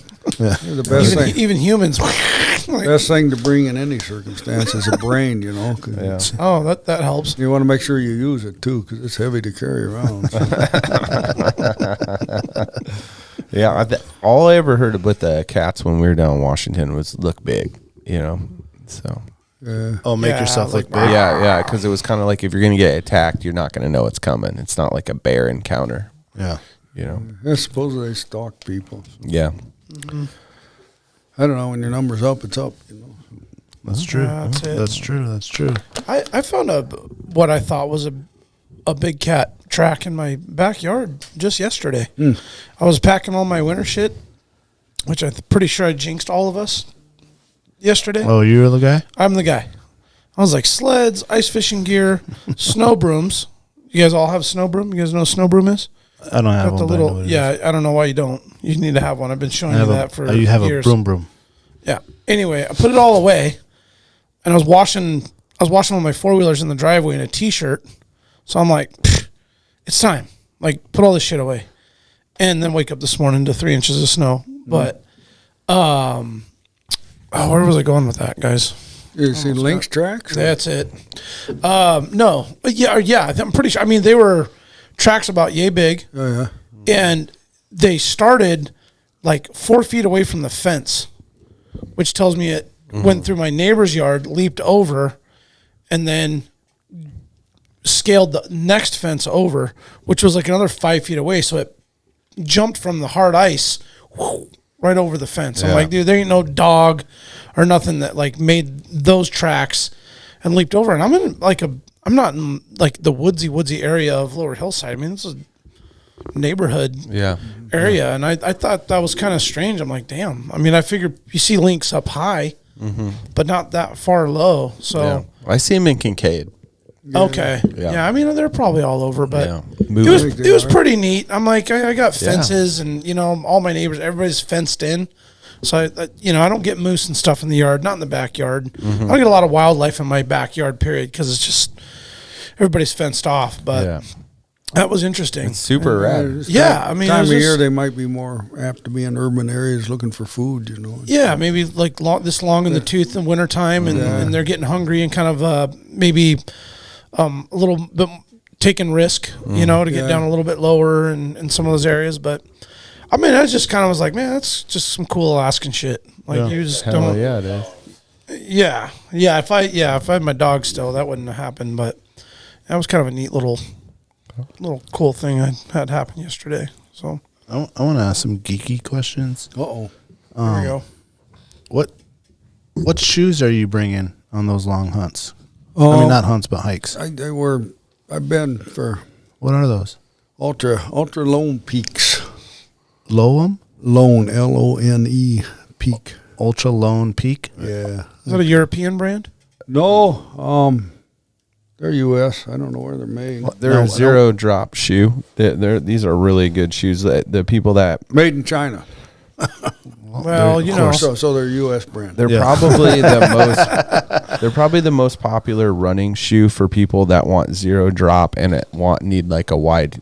What does zero toe drop box. mean? It means that the shoe has the same thickness on the heel as the front of the foot, so it's flat. Gotcha. I like the wide toe box because, when you're on your feet all day, your feet swell.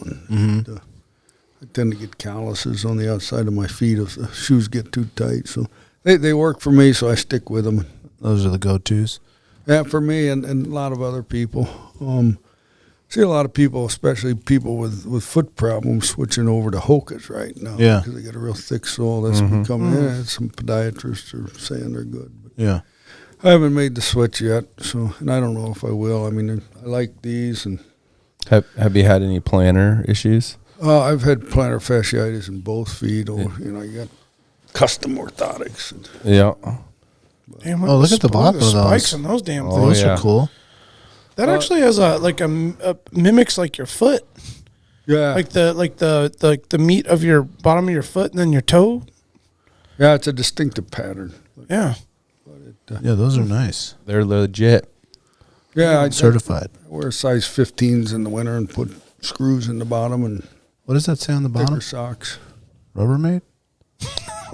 Duratread. Duratread, okay. Yeah. Oh, okay. Is that like Vibram's arch enemy? I don't know. Right here it says trail claws. It's the first Yeah. time I noticed that. I usually don't look at the bottom. Yeah. So those are nice. Okay, so what about sleeping bag? I've switched to quilts. Okay. Synthetic or ago. down? I get down. They're lighter and they work, and I keep them dry. Mm-hmm. Put them in a dry I've bag? been getting catabatic gear bags. I put them in a plastic bag in my pack and keep them dry. But, the theory there is why carry weight for the underside of the bag when you're going to sleep on it and compress it? It doesn't give you any insulation. So why carry that weight? Put the weight on top of you and around you.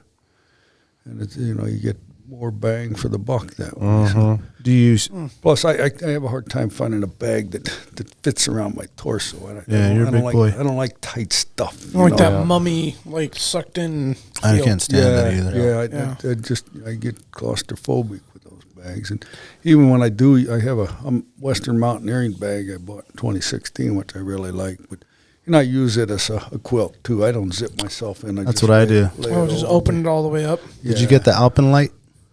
It might be. It's red. It's red? Yeah. That's the one I got. That big lofty good son of a bag. bitch. That's a beautiful bag, yeah. Man, dude, when this dude's in there, he's just like Michelin Man, just like That thing is like Fully this lofted. loft, like from the table to here, and it packs down to like nothing. yeah, that's amazing.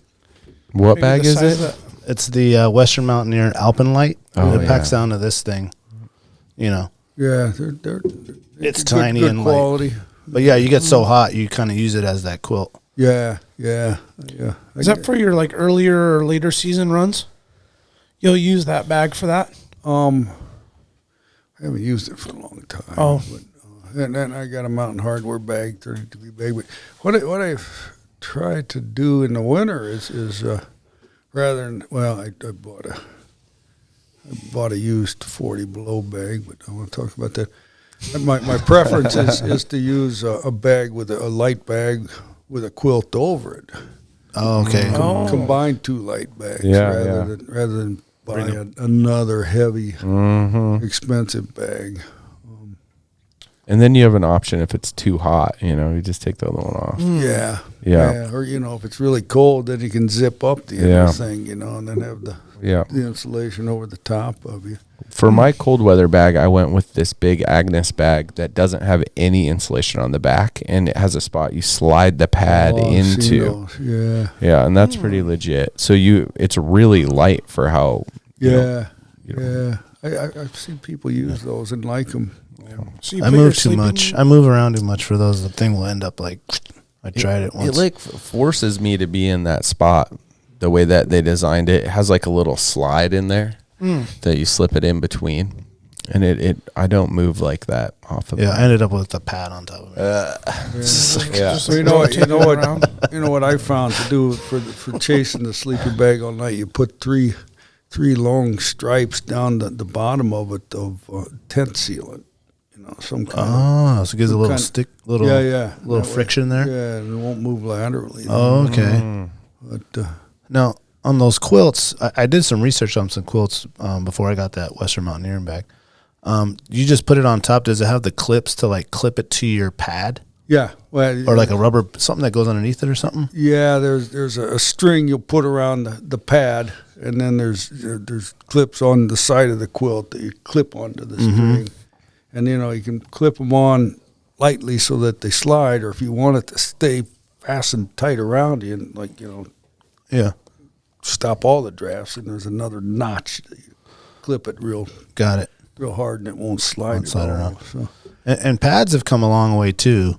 yeah. A long way from the foldable waffle style. What's the pad you like to use? I've got summertime. I've gone to the what's the manufacturer's name? They make the Uberlite. It's 6 ounces, but it's fairly Is it Cider Summit?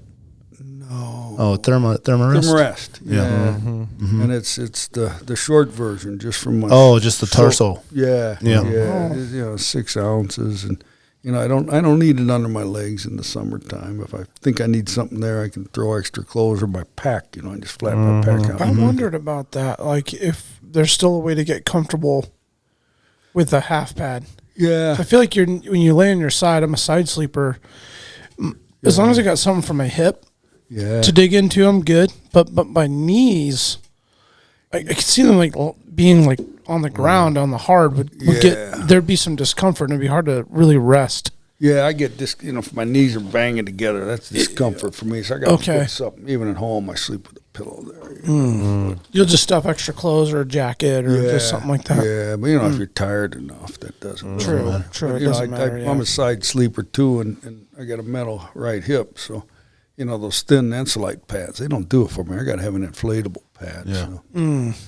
So I, I use the Uberlite, and I got before the Uberlite came out, I had a torso pad that was 8 ounces, a yellow one. I forget what they call that. So I got a couple of those. And in wintertime, I got the Thermarest, you know, their highest R-rated pad, and then I got another one made by, I can't think of their name. I think they're British, but it's inflatable, but it also has down inside it. You know? So is it Rab? Not Rab. I can't think of it. Yeah, that's cool. I haven't really heard too much about that. Sounds like That's a probably great the idea. Next level. Totally. Yeah. That's what you need for that Arctic oven when the fire goes out. Yeah, it's got like an R rating of 8 or something. Oh, that's high. Yeah. Wow. Yeah, it's really high. Yeah. Well, you know, with all that stuff inside it, you don't want to be blowing your air in there. You definitely want to bring some kind of pump so you pump ambient air in. Oh, right. Yeah. I notice when they inflate those things every night for 3 or 4 months, you know, you start getting bacteria inside the thing. I bet, yeah. It smells like halitosis coming out of the nozzle on your sleeping pad, you know. Then you can see black stuff growing inside. Yeah. You know? That's how I wake up. I just turn it on. That's what I do. That gets me out of bed in the morning. If I don't want to get up and it's time to go, I just open the valve. And I can't stand this There one you go. more minute. That's right. yeah. What about the sleeping bag? I mean, that tent. My current tent is a Z-Pax duplex. Z-Pax duplex. Yeah. Never heard of that. Yeah, and it's a duplex is just, and it's ideal for one person. Okay. You get a lot of room inside if you want. You can squeeze 2 people in if you have to. They call it a duplex because it's for 2 people. But it's side entry, and it's got vestibules on both sides. You can enter from both sides. It's got a vestibule on both sides, and it's pretty roomy. Yeah. When I did the Brooks Range thing a couple of years ago, we had a triplex, me and another guy, and that was plenty of room. Triplex, a lot of room for 2 people. You get your packs in, everything in out of the weather. Yep. It's got a bathtub floor and mosquito netting, and you know, I used just a ground cloth and a tarp for a few years on the PC team. You know, I've had a few nights where I hiked till dark and it was wet and I couldn't find a good campsite. So all night I'm up trying to stop the water from flowing over my ground cloth. Yeah. Oh, yeah. Went back to a bathtub floor. I got, Hyperlight mountain gear. I got a couple of their tents too. I might take one of those to Scotland with me. I haven't decided. It's going to get wet out there probably. A little bit roomy. I've got, it's an umbrella tent, so you can kind of set it up. And if you have to, you've got inner tents with netting and a bathtub floor. And I got one for 2 people and one for 1 person. So I got to look at how much other stuff I have in my pack and then decide which tent to take. Yeah. For me, solo, the Z-Pax is my current favorite. Have you looked into the teepees at all? No. You mean a real teepee or? No, when we go on our sheep hunts, we've used a Black Diamond Mountaineering kind of teepee. Oh, okay. Very, very light, Like 1 pound. Is it called a teepee or is it? It's called a teepee. Okay. Yeah, I'm not sure. I've seen those. I've got the Hyperlight thing is a mid. They call it a pyramid tent. Okay. And it's kind of I think Similar thing. Black Diamond makes something similar to that. Yeah. But it's no floor. Yeah. Okay. So similar thing. Yeah. Mm-hmm. Yeah. Yeah. It's like for 2 people, it's perfect. Yeah, The and teepee. they should snow real well too. Mm-hmm. You got to make sure you got them anchored. But for one person, if you're in a crowded campground, you can always dig your cat hole within the tent in the morning. Yeah. Have your morning constitutional and then tear your tent down. Oh yeah, there you go. There you go. Smart. Oh yeah. So smart. I love that idea. I think you've always had that conversation, but we always veto it. Yeah. We're like, yeah, no, man, we need to get back in there. You got to bury it 6 inches deep. Is that the rule? Yeah, 6 inches. Pack out your toilet paper, but you can burn that. So Very true. if you're in the tent, Oh, let's take a quick break and we'll give a little shout to the other sponsors. We'll get back to this.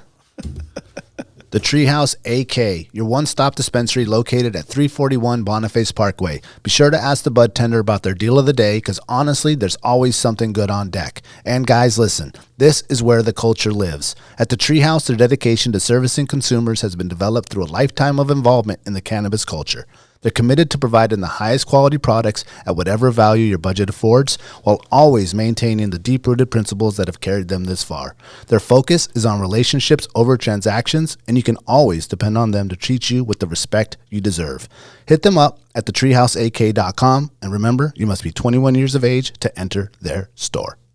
Tailored Restoration, 24-hour emergency home services, helping Alaskans restore their dreams since 1972.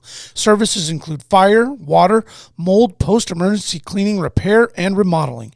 Tailored has an emergency response number with trained professionals available to help you at any time, day or night.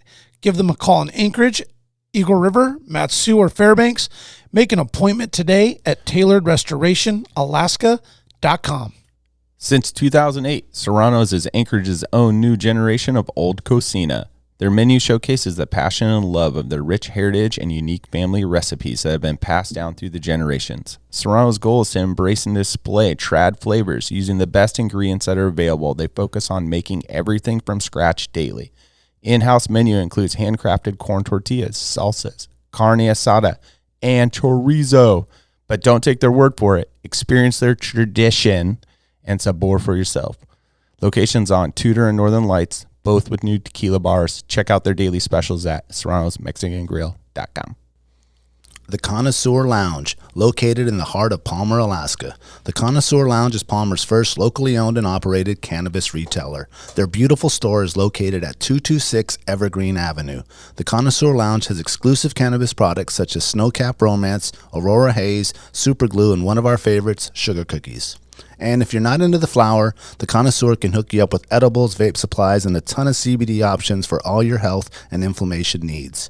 Check out their daily deals at theconnoisseurlounge.net, or even better, stop by the lounge today. Remember, you must be 21 years of age to enter their store. Yeah. Shaun, what's that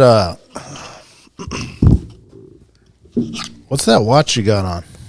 oh, that's a Walmart Casio. Let's pull that a little closer there. Pretty Walmart, high- pretty high Walmart tech. Casio. Yeah, Walmart Casio just $10 or so. I'd forget. But goes on forever.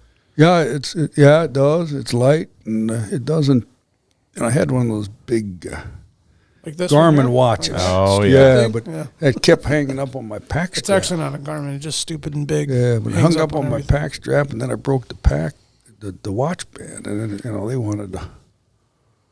wanted an arm and a leg for new watch bands. So Well, you got to recharge the stupid thing, right? yeah. And then That's you got- why I don't rock one of those. Yeah. I don't get, I'm like, okay, I got to charge my phone, the GoPro. Now we're Yeah. dragging around the fucking The Canon. InReach. The InReach, The camera. which that usually lasts, but I'm like, I bring, stuff to charge it because I feel like that's probably the most important thing ever Yeah. is the InReach. And the last thing I want to do is charge my stupid ass watch. Yeah, Mm. yeah. I mean, I did that for a while, but I got all the cords and all that stuff, did you really find it that useful?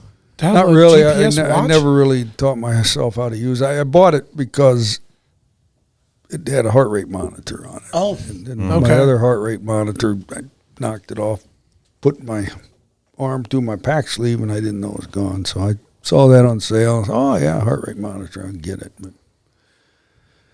didn't work that well. So I still got it, but I don't use it. This is fine. It keeps time. yeah. There it goes. That's all I really. What else do you want to watch? Really? Yeah, tells me the time. That's all you really Close in need. the dark, and it tells me the time. You don't have to get your phone out all the time to see what that's right. time it That's is, right. So it works for me. Yeah, it's waterproof. You can swim with it. Yeah. I hunted last year 2 hunts without a watch, and I was Yeah. all messed up. Oh, really? Yeah, I always wear a watch, and just for I don't want to keep reaching for my phone to find out what time it is. Yeah. And or when you're kind of doing a little solo hike, or you're doing something where you're just kind of like, I need to know how long it takes to get here. It'll give me an idea how long it's going to take to get back. Yeah, when it's going to get dark. Yeah. How fast you're moving. Can you stop for a break? Or I kept stopping and like, check my phone. Check my phone. I'm like, that's a pain in the ass. Yeah, it is. Yeah. You better have a good cargo pocket or a side pocket or something. Yeah, plus those phone batteries that wear out pretty quick, Yeah, and there's just more opportunity to lose it too. Yeah, or get it wet or something. Yep. Forget it somewhere. Yeah, not the move. Yeah, it's convenient.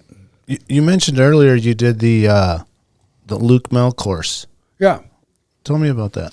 I did it because I wanted to become more familiar with the mapping and planning apps. There were other parts of the course that were interesting. I've still got some of the modules to finish. I think it was 2 or 3 months long. I think it's a worthwhile course. There's a lot of good information, not just from Luke and his modules, but from other participants. I mean, there were people from all over the country and different countries taking it. So get to communicate with them and get their input on questions get thrown out and people jump in and answer. It sounded like when he was talking about it that some of those websites and mapping systems are pretty technical, and there's a lot of maybe jargon you got to know to navigate them. Yeah, especially people my age. We weren't born with it's not intuitive to us. Gotcha. Not real techie like. Yeah, our kids are probably just. Yeah. When I learned those things, I like to use them, but first thing you learn them and then they change. They get made better and then you can't use them anymore. So. Go back classic. Yeah. So from my perspective, and there were a number of seniors in that class, but I had a module on weather and I missed the last one. I think it was on Leave No Trace or something like that. Yeah, it's just kind of a broad brush of a lot of things. But the more intensive modules were on the navigation and using the apps for mapping and planning, and that was really what my interest was. Yeah. But and people were able to put their routes on the site, and other participants could comment on them, and Luke would provide input, his feedback on routes and make suggestions. So I found it worthwhile, and it was in the winter time. Gave other winters I might have had a lot more time to spend on it, but I was really busy this winter. So getting after it. Yeah. Ice climbing? Did I see something about that? This was my winter to understand why ice climbing was interesting to me. I went back. I did an ice fest in Vermont, and I did one in New Hampshire. I went back to New England for that, and then I did the Valdez Ice Fest again, and then I did another climb out in the Eklutna Valley there. And Ice Fest? What is that? Oh, it's kind of an event where people interested in ice climbing gather and climb ice and drink beer at night. There's usually a brewery in the sponsorship. Okay, or nearby. But then there's clinics you can take too. You get good ice climbers teach you how to ice climb. Oh, that's awesome. Yeah, so it's interesting. I don't know. that I have much of a future in it. I was reminded I had an old shoulder injury and swinging that thing and then hanging on it. Aggravated. Monday I got a rotator cuff festered back up on you. Yeah, I got an injection. Now I'm in therapy again. So, those injections. I don't know if I don't know what my future in ice climbing is, but it's interesting. You gave it a shot. Yeah. And I think one of the things, my first experience with it was really negative, so I didn't. And actually, I went to the ice festival at the Matanuska Glacier back in September too. So gosh, I went to 4 ice festivals this year. Took you 4 times to figure it out. It wasn't for you, huh? You tried. Oh, yeah, I haven't given up on it. I'm just still trying to figure out why it interests me. Why do I keep going back to these ice? Well, just watch The Alpinist and you'll know. I saw that. It's it's different. It's something else to do in the wintertime. Yeah. Another outdoor activity. It's challenging. Yeah. But like all climbing, the people that excel at it are not my size. They're, anybody doing vertical stuff is petite. Yeah. Pretty compact, Yeah, so. What's the turnout on that? I mean, you get a pretty good turnout on folks showing up for an ice fest? Generally, yeah. I didn't pay attention to the official numbers. The one in Vermont was not too far from Mount Snow. There might have been 100. And the one in New Hampshire was, that was really probably a lot of 1,000. people Yeah, there. I mean that makes more sense. There's a lot more population over there. Yeah. There were people from all over the East Coast there. And there was one in Michigan that looked interesting. It was my schedule didn't work out. There's been one in Cody, Wyoming for years, but I don't think that occurred this year. And a couple of years ago, I went down to Ouray, Colorado. That's kind of the mecca for ice climbing. Okay. And then maybe that's why I went to some of these ice fests this year, is because when I was down there, I was pretty intimidated by it. Okay. I had a guide take me out, and halfway through the day, I said, send me back to the baby hill. Yeah. He kind of looked at me in disgust and, called in an associate guide. And so I went over and climbed the baby hill that afternoon. Yeah. So, something I just wanted to test myself and see if it was... Yeah, the Valdez looks like must be in the right there in the river valley. Thompson Pass. Yeah. Yeah, that's like the horsetail. Or what are those waterfalls? That might. Yeah, they got a bunch of names there. Yeah, I can't remember them all. But that one's not necessarily up in the pass. That's kind of down. Yeah, coming out of it. Out of the pass on the other side, the Valdez side. Yeah, they're Bridalville? There you go. Bridalville Falls. There we go. Yeah. Yeah, it's on both sides of the road. Right. I took a mixed clinic there. They take you in a tunnel. They got rock and ice in the tunnel. I tried to climb on both. But I watched. Was this Valdez one pretty popular? Yeah, it's it is, and they bring people in from all over the country that attract people. The big name climbers. They come up and they get some good instruction there. Yeah, so a beginner could go there and take some instruction. Yeah, they've got beginning clinics. Cool. And it's the Best Western there. They give you special rates for the weekend, and I might go there again. This year it wasn't. The weather wasn't so bad. Boy, last year there was just wind howling through that. Oh, it's just frigid. That seems gnarly. That doesn't sound fun at all. So it was a little more challenging. Did you want to gain some aptitude for some other like combination kind of trips where you're using the ice climbing? I'm not sure it's true, but I can't convince myself that knowing how to climb ice would help me get out of a crevasse should I fall into one. And then getting familiar with the tools and the crampons and all. Yeah. So I think there's some truth to that. Yeah. I mean, versus going out with the equipment and not knowing how the hell to use it. Yeah. You don't want to fall in a crevasse the first time you've ever put crampons on. Yeah, trying to figure out how to even put them on. Yeah. Or you do, and then you learn. That'd be the last time. Yeah. Sink or swim. Oh, there might be other glacier travel I end up wanting to do. So I'm sure there will be. Yeah. yeah, it's just You better get it while you can. yeah. No, that kind of led me to ask, on all these trails and all these miles you've done, you must have come across a lot of injuries, personal injuries, Yeah. rescue missions. Seems like, almost every hike I do something that results in an injury. I mean, on the AT in 2015, there's some kids trying to get around me, and I said, bullshit, I'm going to keep up. They're not passing me.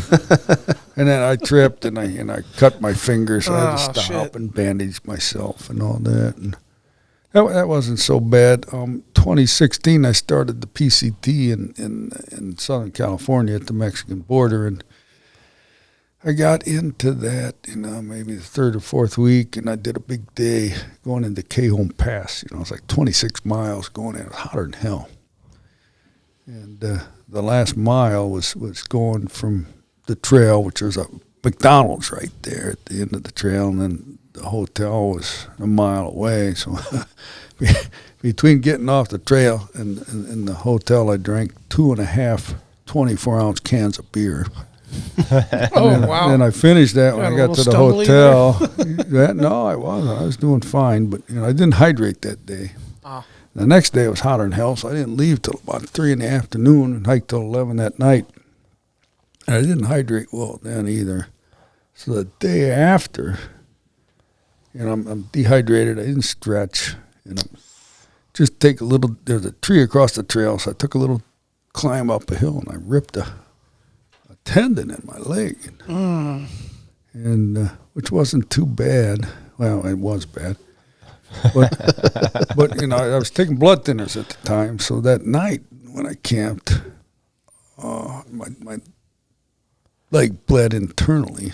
Next morning I woke up the size of a watermelon. Oh shit! Man. So I get off and get hauled into a clinic, and the doc looks at it and says, "Go to the hospital." I ended up in Valencia, California, I think, in the hospital there, and they couldn't figure out why. I had a blood clot in my leg, so they couldn't figure out why, because I was taking blood thinners, and so they brought in Dr. Black, the hematologist from UCLA, to figure it out. He never did, but they sent me home for 90 days, and I had to, get the blood clot dissolved with some kind of medication. So Yeah. that was probably my worst injury. Yeah, I mean, Sounds if like you didn't have medical attention, that could have killed you. Yeah, I get a pulmonary embolism Right. or something Yeah. in the brain. So, yeah, it worked out pretty good. Did you have to hit the button?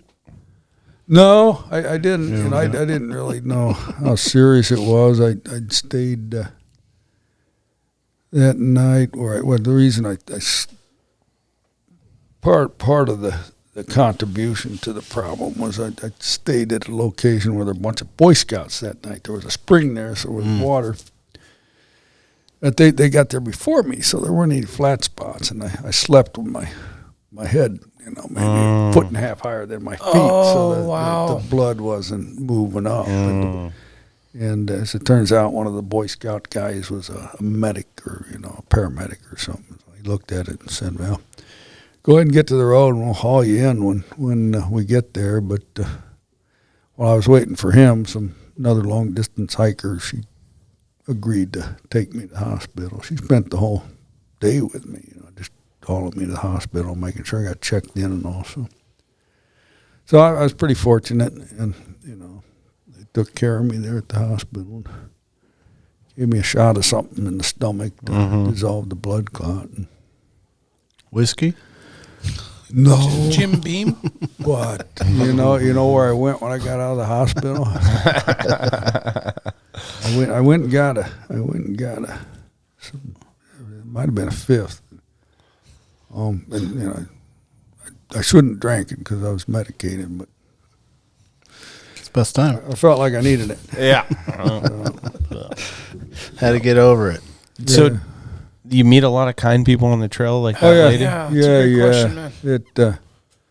And that's one of the things that I was impressed by long distance hiking was it kind of restores your faith in humanity in a lot of way. You know, they've got these people that get this label of trail angel, you know, and they, you know, they're get that because they provide assistance to hikers, you know, rooms to stay in, yards to camp in, places to shower, transportation to and from town is a big thing.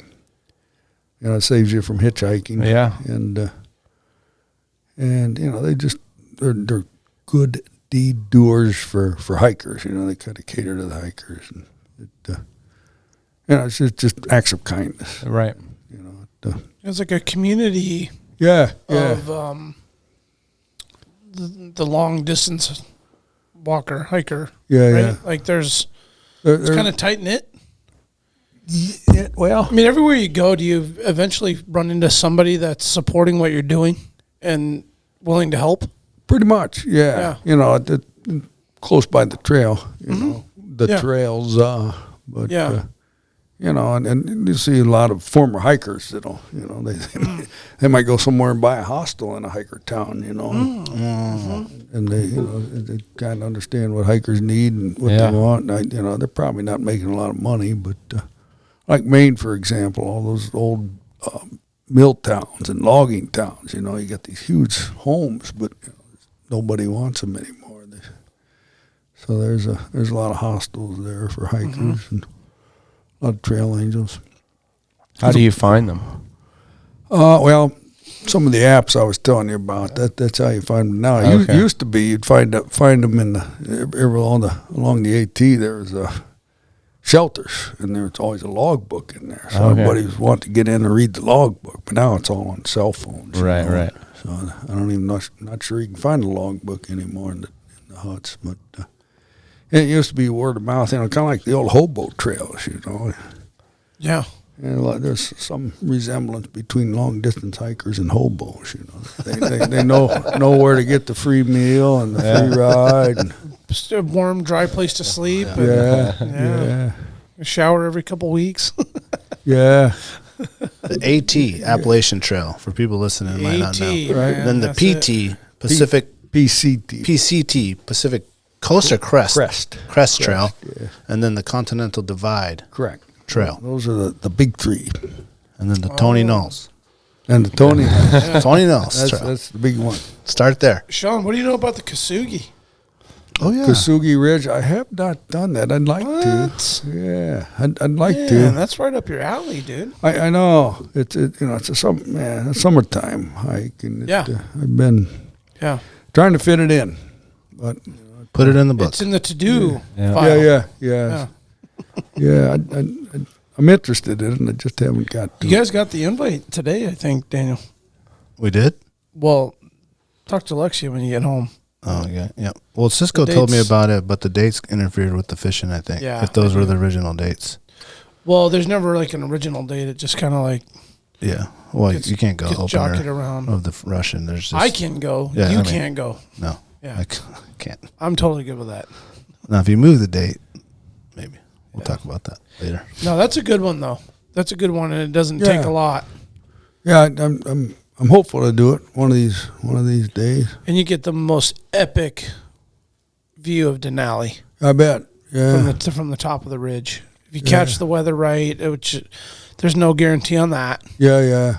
but I'd say it's probably the best outside of an airplane view, which is pretty cool too. Yeah. It's never nice on the opener. I heard. It's is that what you're told? Last couple of years, I haven't heard there's any fish on the opener either. So see what you got to do. You know what I mean? June 11th sounds like it's going to be snowy. Oh, You know, I was no, thinking know. about that, too. That was a concern Because it was snowy when we went the end of Yeah, July. right. No, Yeah. it wasn't the end of July, but it was the It was my anniversary, July 7th, 10th, something like that. We Mid-July, it was didn't go still in July. snowing. We didn't go in July. It was June. It was before Father's Day weekend. It was our I have to look. anniversary. I got the think. dates. Yeah, it was in June though. It just sounds snowy. Yeah. So, well, the year before we went, it was like that record hot time. And it was like, we were hiking in like 90 degrees up there. Sweet. And it was actually brutal. We were like peeling our boots off and sticking our feet in the water. In shorts. Yeah, no, that was cool. Yeah. Hitchhiking on the Parks Highway in 90 degrees was not cool. Yeah, In June, flip-flops. June 26th to the 28th. There we go. You can bring your skateboard. So actually, I'm excited about hiking it this year that early because I met a group like years ago that did it on Memorial Weekend. Oh, really? Yeah, and they did the northern. Is it Troublesome Creek or which one is Troublesome on the south end? So it connects to other creek Little trails? Cole's the Connects yeah. like three. It's like a loop. You go all the way to Little Byron Cole, Lake. Little Cole, and the northern part, and then you can drop in to Ermine Hill, Byers Lake, and then I think Lower Troublesome at the end is the very end. It's like 27 miles To do it all? which in Shaun miles is like, days. I can do that in a day, but I do it over a 2 nights, 3-day weekend 70-pound pack. with a gigantic pack where I carry 2 bottles of wine, Shaun. 2 bottles of wine. It's the anniversary hike. That's right, baby. You put them in like the plastic cups? Yeah, those platypus. I'll transfer from the bottle to that. And then we have our little, like, our coffee cup is our wine cup. We don't carry 2 different cups because that'd be overkill. Yeah. You're already doing 2 bottles of wine, so you don't want to bring, 2 cups. But I might want to take something stronger and say, wait. well, That's right. the red wine. You're out there with your lady in the mountain. Yeah, you don't want to get hammered. So I've done it in 3 different times in June. So I'm actually excited about doing it early so that I can get a gauge for like the spectrum of seasonality of the hike in June because it is going to be snowy up there. I already know that for sure. We take your snowshoes. You think so? I don't know. Wow. I think so. Man, remember how snowy it was coming down that one side? I was prepared to if we had to turn around and come back. I'm prepared if we don't make even the maybe full, on that first climb. I don't know. Right.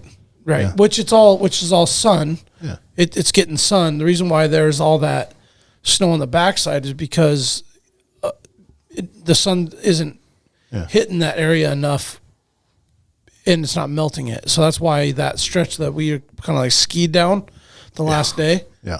So I'm prepared if we have to get to a point and turn around and come back. Yeah. That we won't make it. So I'm good with it. I don't want to do that. I don't want to finish the thing out. Right. But I mean, I want to be able to be like, okay, I've done it 3 times, and it's been 3 different times in June, and Maybe this less early buggy. it was like this. Oh, it will definitely be less buggy.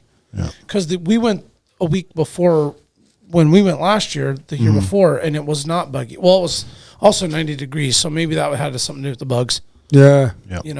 Sticky and buggy. But the bugs were horrendous last year, or year before last when we went. They were really bad. Yeah, I wonder what it'd be like in the autumn. Oh, that's the best. Is it? Yeah, what I've read is the best. Not for the view of Denali because you have more likelihood of shitty weather. Right. But less bugs, the foliage, the berries. There's just you see colors. moose. Yeah, there's just more stuff going on. Yeah, it'd be a good time. Yeah. So what other Alaska hikes do you recommend? Don't say Tony Nells. That's Daniel's. There's a lot of day hikes in the Chugach. Yeah. And I planned some routes, multi-day routes, not trails per se. But, Yeah. they might involve trails. But, Right. a lot of, just a lot of stuff in the Chugach is Have you done Johnson Pass? I have not. Okay. Yeah, thought about it. You've done some unbelievably epic international hikes. And These are some staple Alaskan hikes. Yeah. You got to get your boot track in those things. I got to spend more time here in the summer. And I'm kind of working that way, and maybe Southern Hemisphere in the winter is what I'm kind of thinking. These Yeah. days. Oh, yeah. Got some trip in Australia and another one in New Zealand I want to do, and their seasons are different, so But I'll be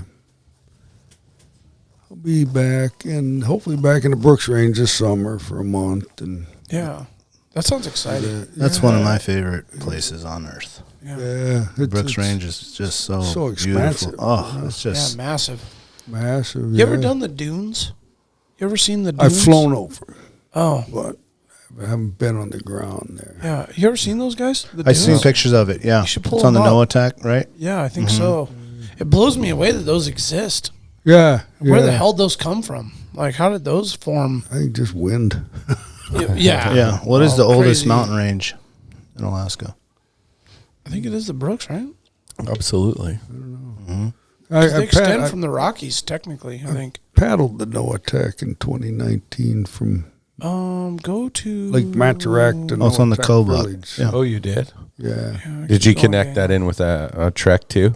Yeah, we right walked there, into far right. Eklutna Pass, paddled down the John for a while, then went over to the other drain and just walked out. Isn't that wild? That sounds awesome. Yeah, I had to get a flight into Battle. I had an eye infection. I had to come home for a week, but my partner continued on, and I joined him at Lake Matarac. Okay.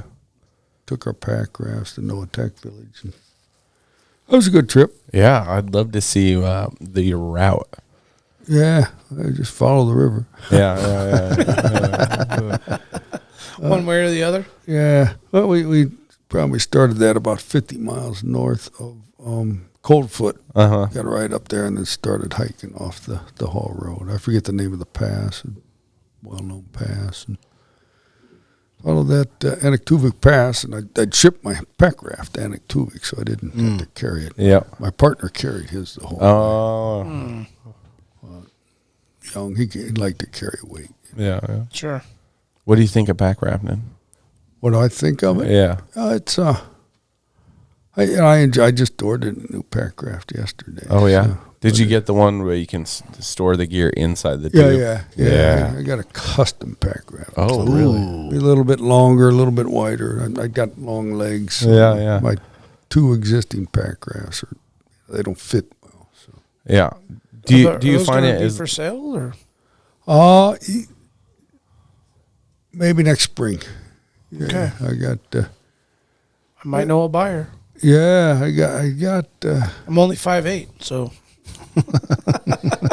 Yeah, the one I'm not gonna sell would probably suit you. The other ones, the other that one doesn't suit do you us too. both any good. But I'm planning to do a bucket list item of rafting the Wabash River in the fall. Oh, So I need and have a brother that I think is going to go with me. So I need to have outfit him. 2 river rafts. where's the Got it, Wabash? It's in Indiana. Okay. That's where I grew up, and I always wanted to raft it. I pictured myself on a Tom Sawyer type raft. Yeah. Pack raft is a little easier to. Yeah. A little upgrade from the logs. Yeah. Yeah. So That platform floating. so after that, I think I definitely got to get rid of one of them. Well, I'm novice, so I don't have a really any specific need. I just want something that I can get across the waterway with, or a little float They're about. Good. They're good tools. He pays in massages. Just a heads up. Yeah. I can get that little shoulder problem you got ironed Take it out out. real nice. Shaun, what did you do for work? I worked as an engineer, mostly doing environmental and sanitary engineering. Did a lot of environmental cleanup for years in the state, Superfund sites, and then I did some water and sewer work. Okay. And what'd you say earlier? You retired at 53? 54. 54? 54 years of age. Wow, that's a great number. Yeah. It just kind of worked out, Yeah, that's perfect. That's a beautiful life. Can't beat it. So your career was 30 years? Oh. Yeah, I suppose, yeah. That's an early retirement, man. Yeah, I started working when I was young, and my goal was to retire at 50, so I missed it by almost 5 years. But Did you kind of start pre-retirement at 50 though? Start dabbling? You know, I was pretty busy with work then. I was you know. Yeah. What did the work entail? You know, it probably started with field work and then doing technical project work and then project management, and then I ended up doing some managing home businesses. Mm-hmm. So I kind of progressed from technical through management, like engineers do. Yeah. But yeah, the environmental cleanup stuff was mostly hazardous waste. Okay. Identification and cleanup. Spills and things of that nature? Yeah, you name it. But, I did a lot of work for the military, Department of Defense, and World War II, they were all over the state, making messes and jobs for the future. And so I did a lot of cleaning up after the government, There you go. Yeah. Yeah, it was pretty good work for a while. I got took me all over the state. One last question for me.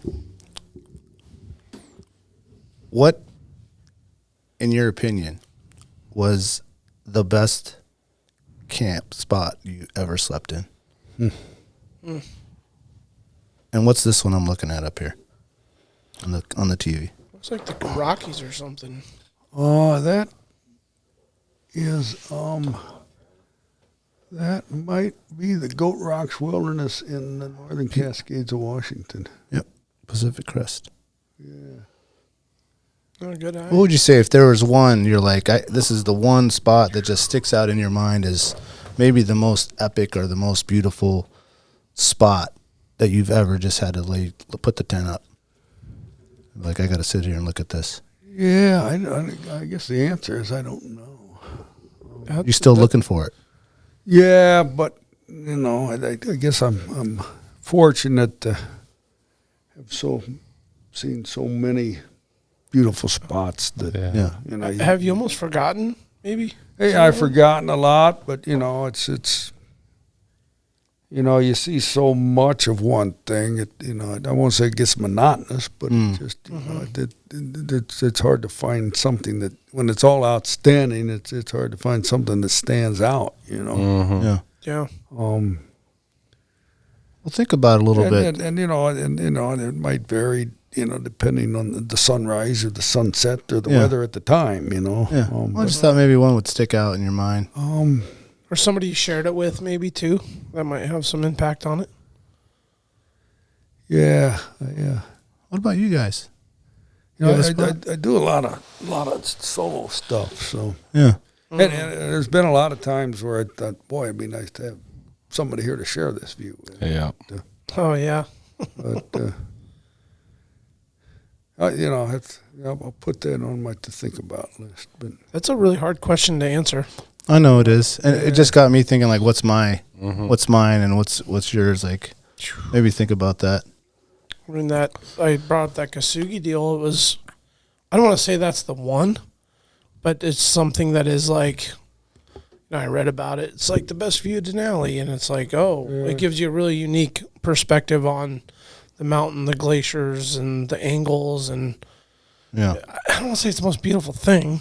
Well, it's personal probably too. Like for me, Yeah. I thought mine's probably Camp 360 because it's just like, to me, That's it what I means thought a of lot. too. Mm-hmm.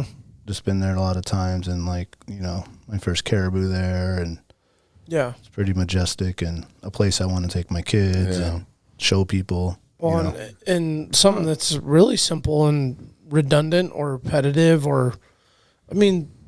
Sleeping Lady is a pretty fucking epic view from Flat Top.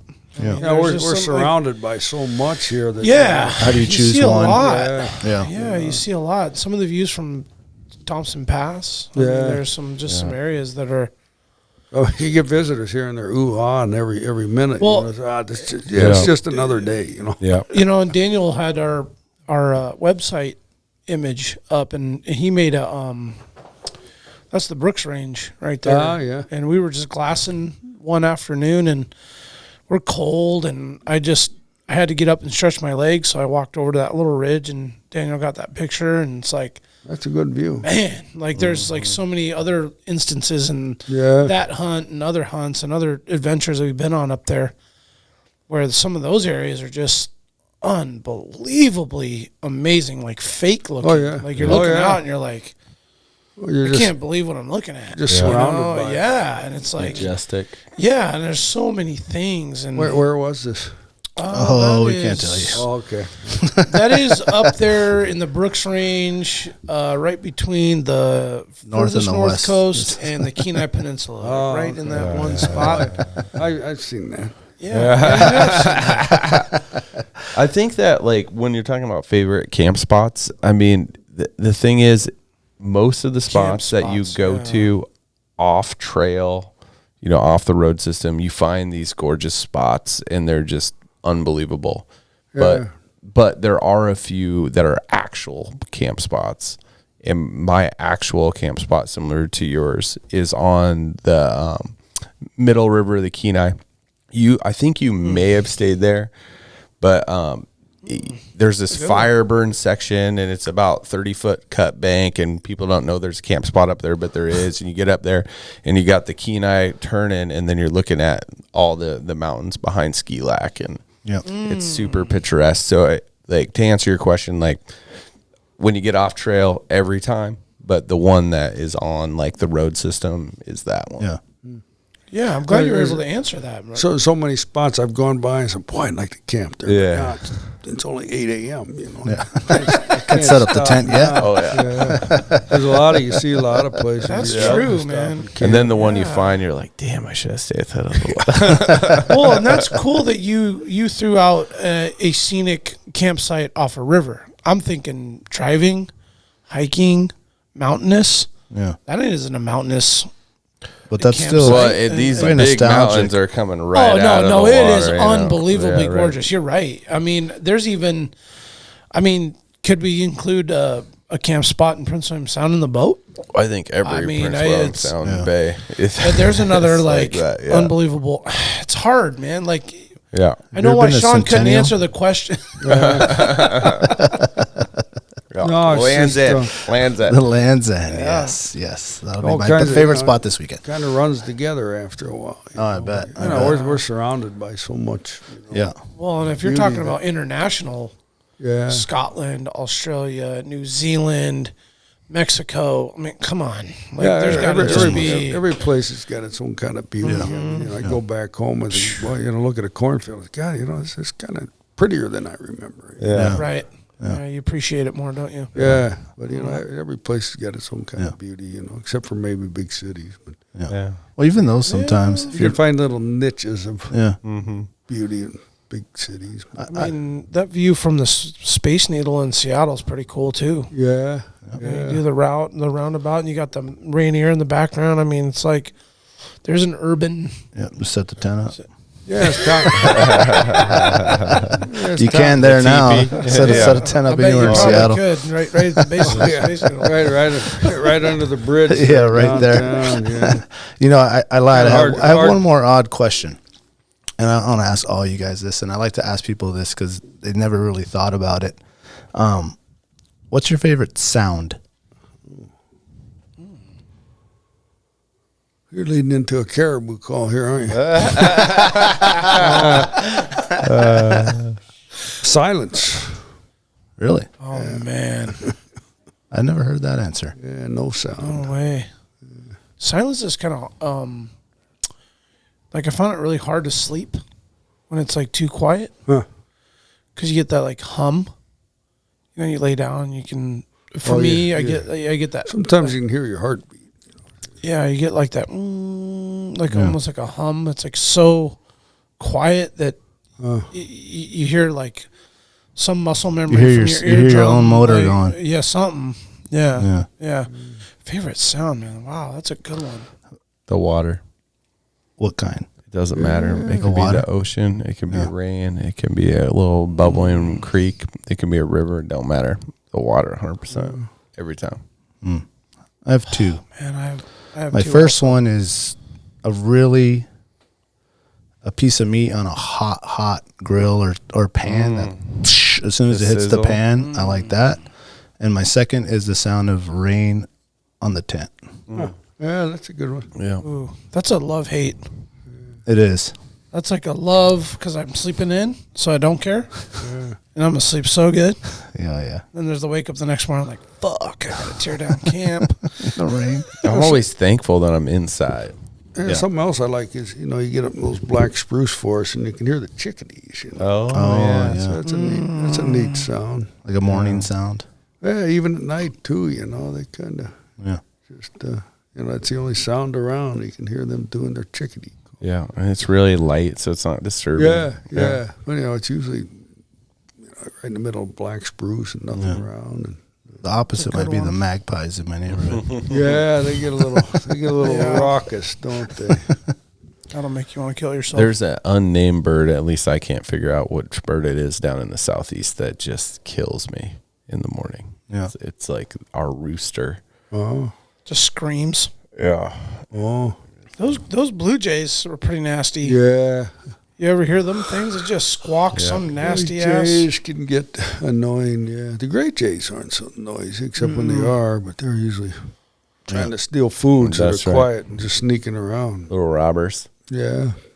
Yeah, I'd say probably the one that just gets me going the most is when you're sitting on a knob and you've been moose hunting all day and you hear the first gluck response of a moose callback. That just distinct. And that just, you could have been there for 16 hours thinking like there's never Heart's going to be a racing. moose ever.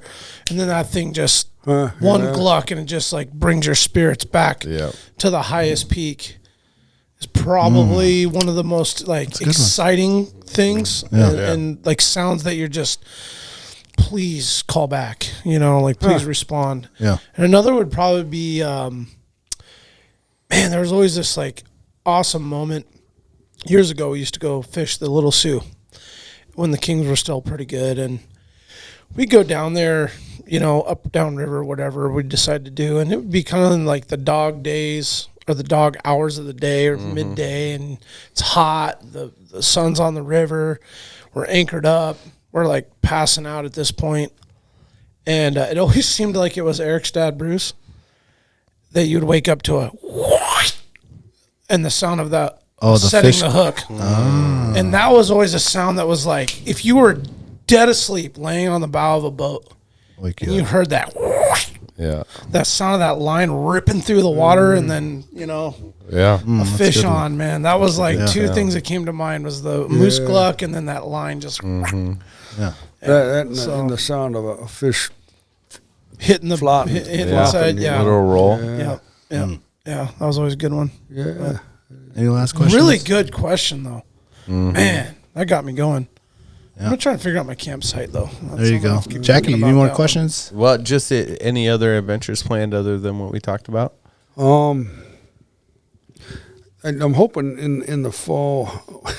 Actually, one of my bucket list items is to climb a Redwood, and I just sent deposit for a basic tree week climbing course in Oregon City, right south of Portland, for 5 days beginning August 29th. So hopefully learn, and then maybe next spring I'll be able to do the Redwood climbing course. Awesome. So ice climbing to Redwood climbing. Yeah. Yeah, I used to climb trees as a kid, and I'm kind of, and then I read a book about this group of guys in California that went out to find the tallest redwood on the planet there in California. I visited the Redwood National Park last October. That's on my list. They're just humongous trees. Yeah.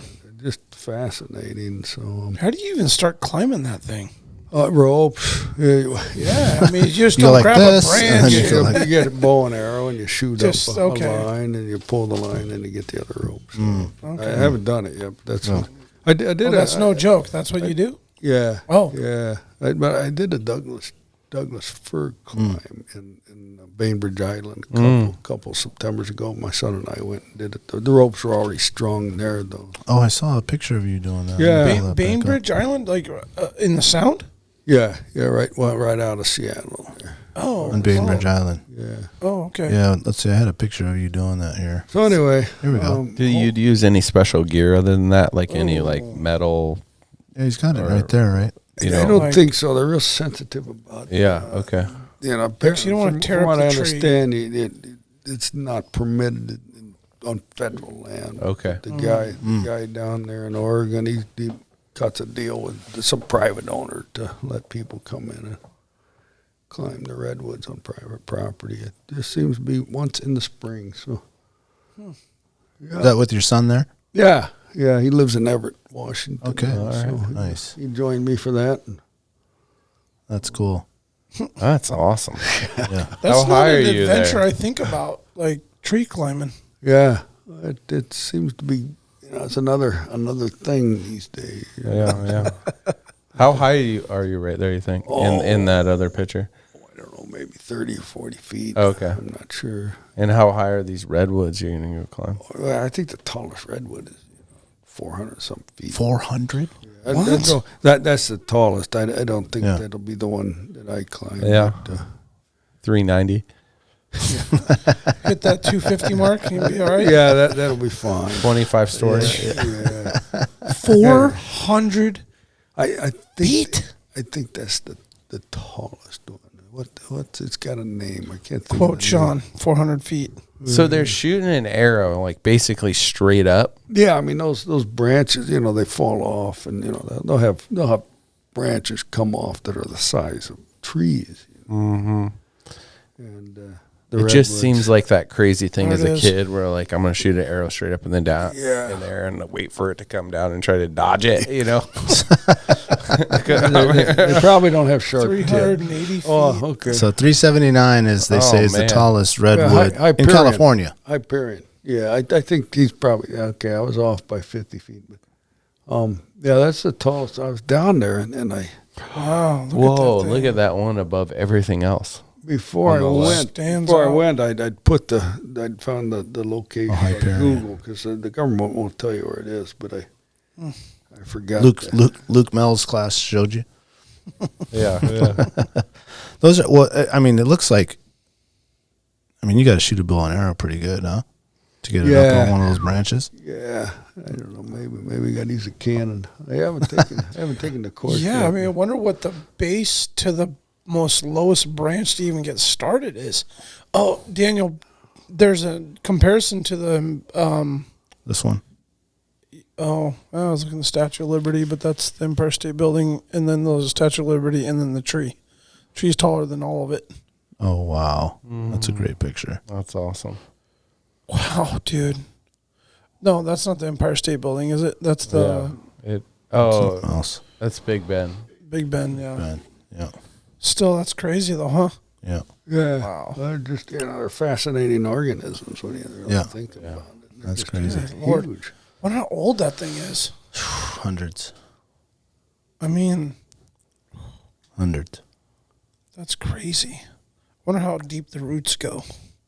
I think those trees have shallow roots because the soil is not that deep there. And they just spread out. Yeah, they got a big network, and then from the roots, other trees will spring up. Yeah. Oh, gotcha. Yeah. And it's just like Yeah. just nested in Oh, there. it's a network tree like an aspen? I Like think an so. Okay. Yeah. Interesting. It looks like some firefighters or something there, like they're trying to protect it.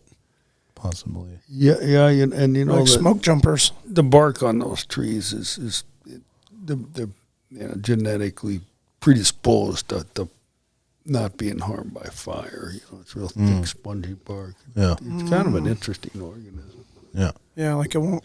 It's designed not to catch fire. Yeah, designed to Be survive. wet. Yeah. Hence And why it got they're so kind old. they're in kind of wet climates. They're Yeah. way up Yeah. there, and they get the water from the clouds. Yeah. And there's whole different ecosystems living in those Yeah. things. Yeah, They got trees definitely. growing within the trees. And Yeah. Wild. Shaun, do you mind if we give your your Facebook out in case someone is looking to do one of these long trails you've done, and maybe they can contact you and get some info? Yeah, that's fine. Okay, so if you're looking for to find his Facebook, it is NTN_S Adventuramas. NTN_S Adventuramas. And what does NTN mean again? Stands for no trail name. No trail name. That's my trail name, is NTN. That's awesome. Shaun, we appreciate you coming in and sharing your knowledge and your stories and all the history you have and the experience you have with all our listeners. And we hope you have blessed future adventures and you can complete that ever thickening file you have of your bucket list there. Yeah, got to work on it. I figure you got to follow that meme. The leading cause of injury to old men is them believing they are still young men. I feel like if you just follow that mantra, right? Yeah. Is that the right word? Mantra? Mantra? That you should probably be okay. Don't follow it. No. I'm talking about when those young guys go ripping by. Yeah. Don't try to keep up with them and fall down and cut your finger or whatever. No, I don't try to keep up with anybody. I saw that there at the end. I thought that was perfect, man. Alaska, thank you for listening. We appreciate you. Stay wild. You remember my speaking to you of what I call your overcautiousness. Are you not overcautious when you assume that you cannot do what the enemy is constantly doing? The Alaska Wild Project podcast is brought to you by the following sponsors. Barney's Sports Chalet, supplying hunters with the best hand-selected gear since 1963. The exclusive home of frontier gear built for the rugged Alaskan terrain. Your one-stop shop for all your outdoor needs. Visit Barney's today at 906 West Northern Lights. Arbor Digital, the forefront of digital assets, cryptocurrencies, and wealth management, providing a low-cost, research-based investment strategy for Alaskans looking to invest their hard-earned money. Visit acminc.com today to put your money to work. Tailored Restoration 24-hour emergency home services, helping Alaskans restore their dreams since 1972. Services include fire, water, mold, post-emergency cleaning, repair, and remodeling. Give them a call in Anchorage, Eagle River, Matsu, or Fairbanks. Hit them up at tailoredrestorationalaska.com. Total Truck and Alaska Overlander, Alaska's premier supplier for custom automotive accessories and overlanding products, providing all-inclusive rental vehicles and trailers custom outfitted to explore the Alaskan backcountry with a unique and convenient traveling experience. Serrano's Mexican Grill, 2 locations, one on Tudor, one on Northern Lights. The Northern Lights location has their new tequila bar. Check it out. Also see their daily specials at serranosmexicangrill.com. TheTreehouseAK.com, located at 341 Boniface Parkway, Alaska's own and grown cannabis and CBD store. Ask the bud tender what the strain of the day is to get your 10% off. The Treehouse, where the culture lives. The Connoisseur Lounge, Alaska's premier locally owned and operated cannabis retailer, located in the heart of Palmer, Alaska. Their cultivated products include Snowcap Romance, Aurora Haze, Super Glue, and much more. Find them at theconnoisseurlounge.net. AKO Farms, located in Sitka, Alaska, built from the ground up with concentrates as their single motivation, with exclusive products such as their sugar wax, full spectrum diamond sauce carts, and more. Ask your local bud tender about AKO. Marijuana has intoxicating effects and may be habit-forming and addictive. Marijuana impairs concentration, coordination, and judgment. Do not operate a vehicle or machinery under the influence. There are health risks associated with consumption of marijuana. For the use of only by adults 21 and older. Keep out of the reach of children, and marijuana should not be used by women who are pregnant or breastfeeding. The Bait Shack, located on Ship Creek upstream of the bridge. Can't miss the bright red shack. They are the go-to fishing gear rental and guide service on Ship Creek. Tight lines and fish on. Come hook into the action with them. Hit them up at thebaitshackak.com. Anchortown Dogs, located on 4th Avenue across from the old 4th Avenue Theater. Look for the blue and gold umbrella. From reindeer dogs to bomb euros, they've got you covered. Anchortown Dogs, your local gourmet hot dog and sausage cart. Crude Magazine, Alaska-based media outlet using the last frontier as a springboard to discover larger truths about the cultures of our great state. Read more at crudemag.com. Lawn Pro AK, Alaska's year-round professional property maintenance team. Services include snow and ice management, weekly lawn care, and more. Get your free estimate today at lawnproak.com. Double Shovel Cider Company, located off of Arctic and 58th, handcrafted Alaskan-made colonial ciders. They also have a tap room downtown on the corner of 5th and E. Stop by today and taste an award-winning cider. Lady with a Plan, your own Alaska event planner. From scouting the perfect location to planning the tiniest details, specializing in event management and production for intimate social gatherings. Find Lady with a Plan on Instagram. Should you not claim to be at least his equal in prowess and act upon the claim? I say try. If we never try, we shall never succeed. This proposition is a simple truth, and it's too important to be lost sight of for a moment. If we cannot beat the enemy where he now is, we never can. It is all easy if our troops march as well as the enemy, and it is unmanly to say they cannot do it.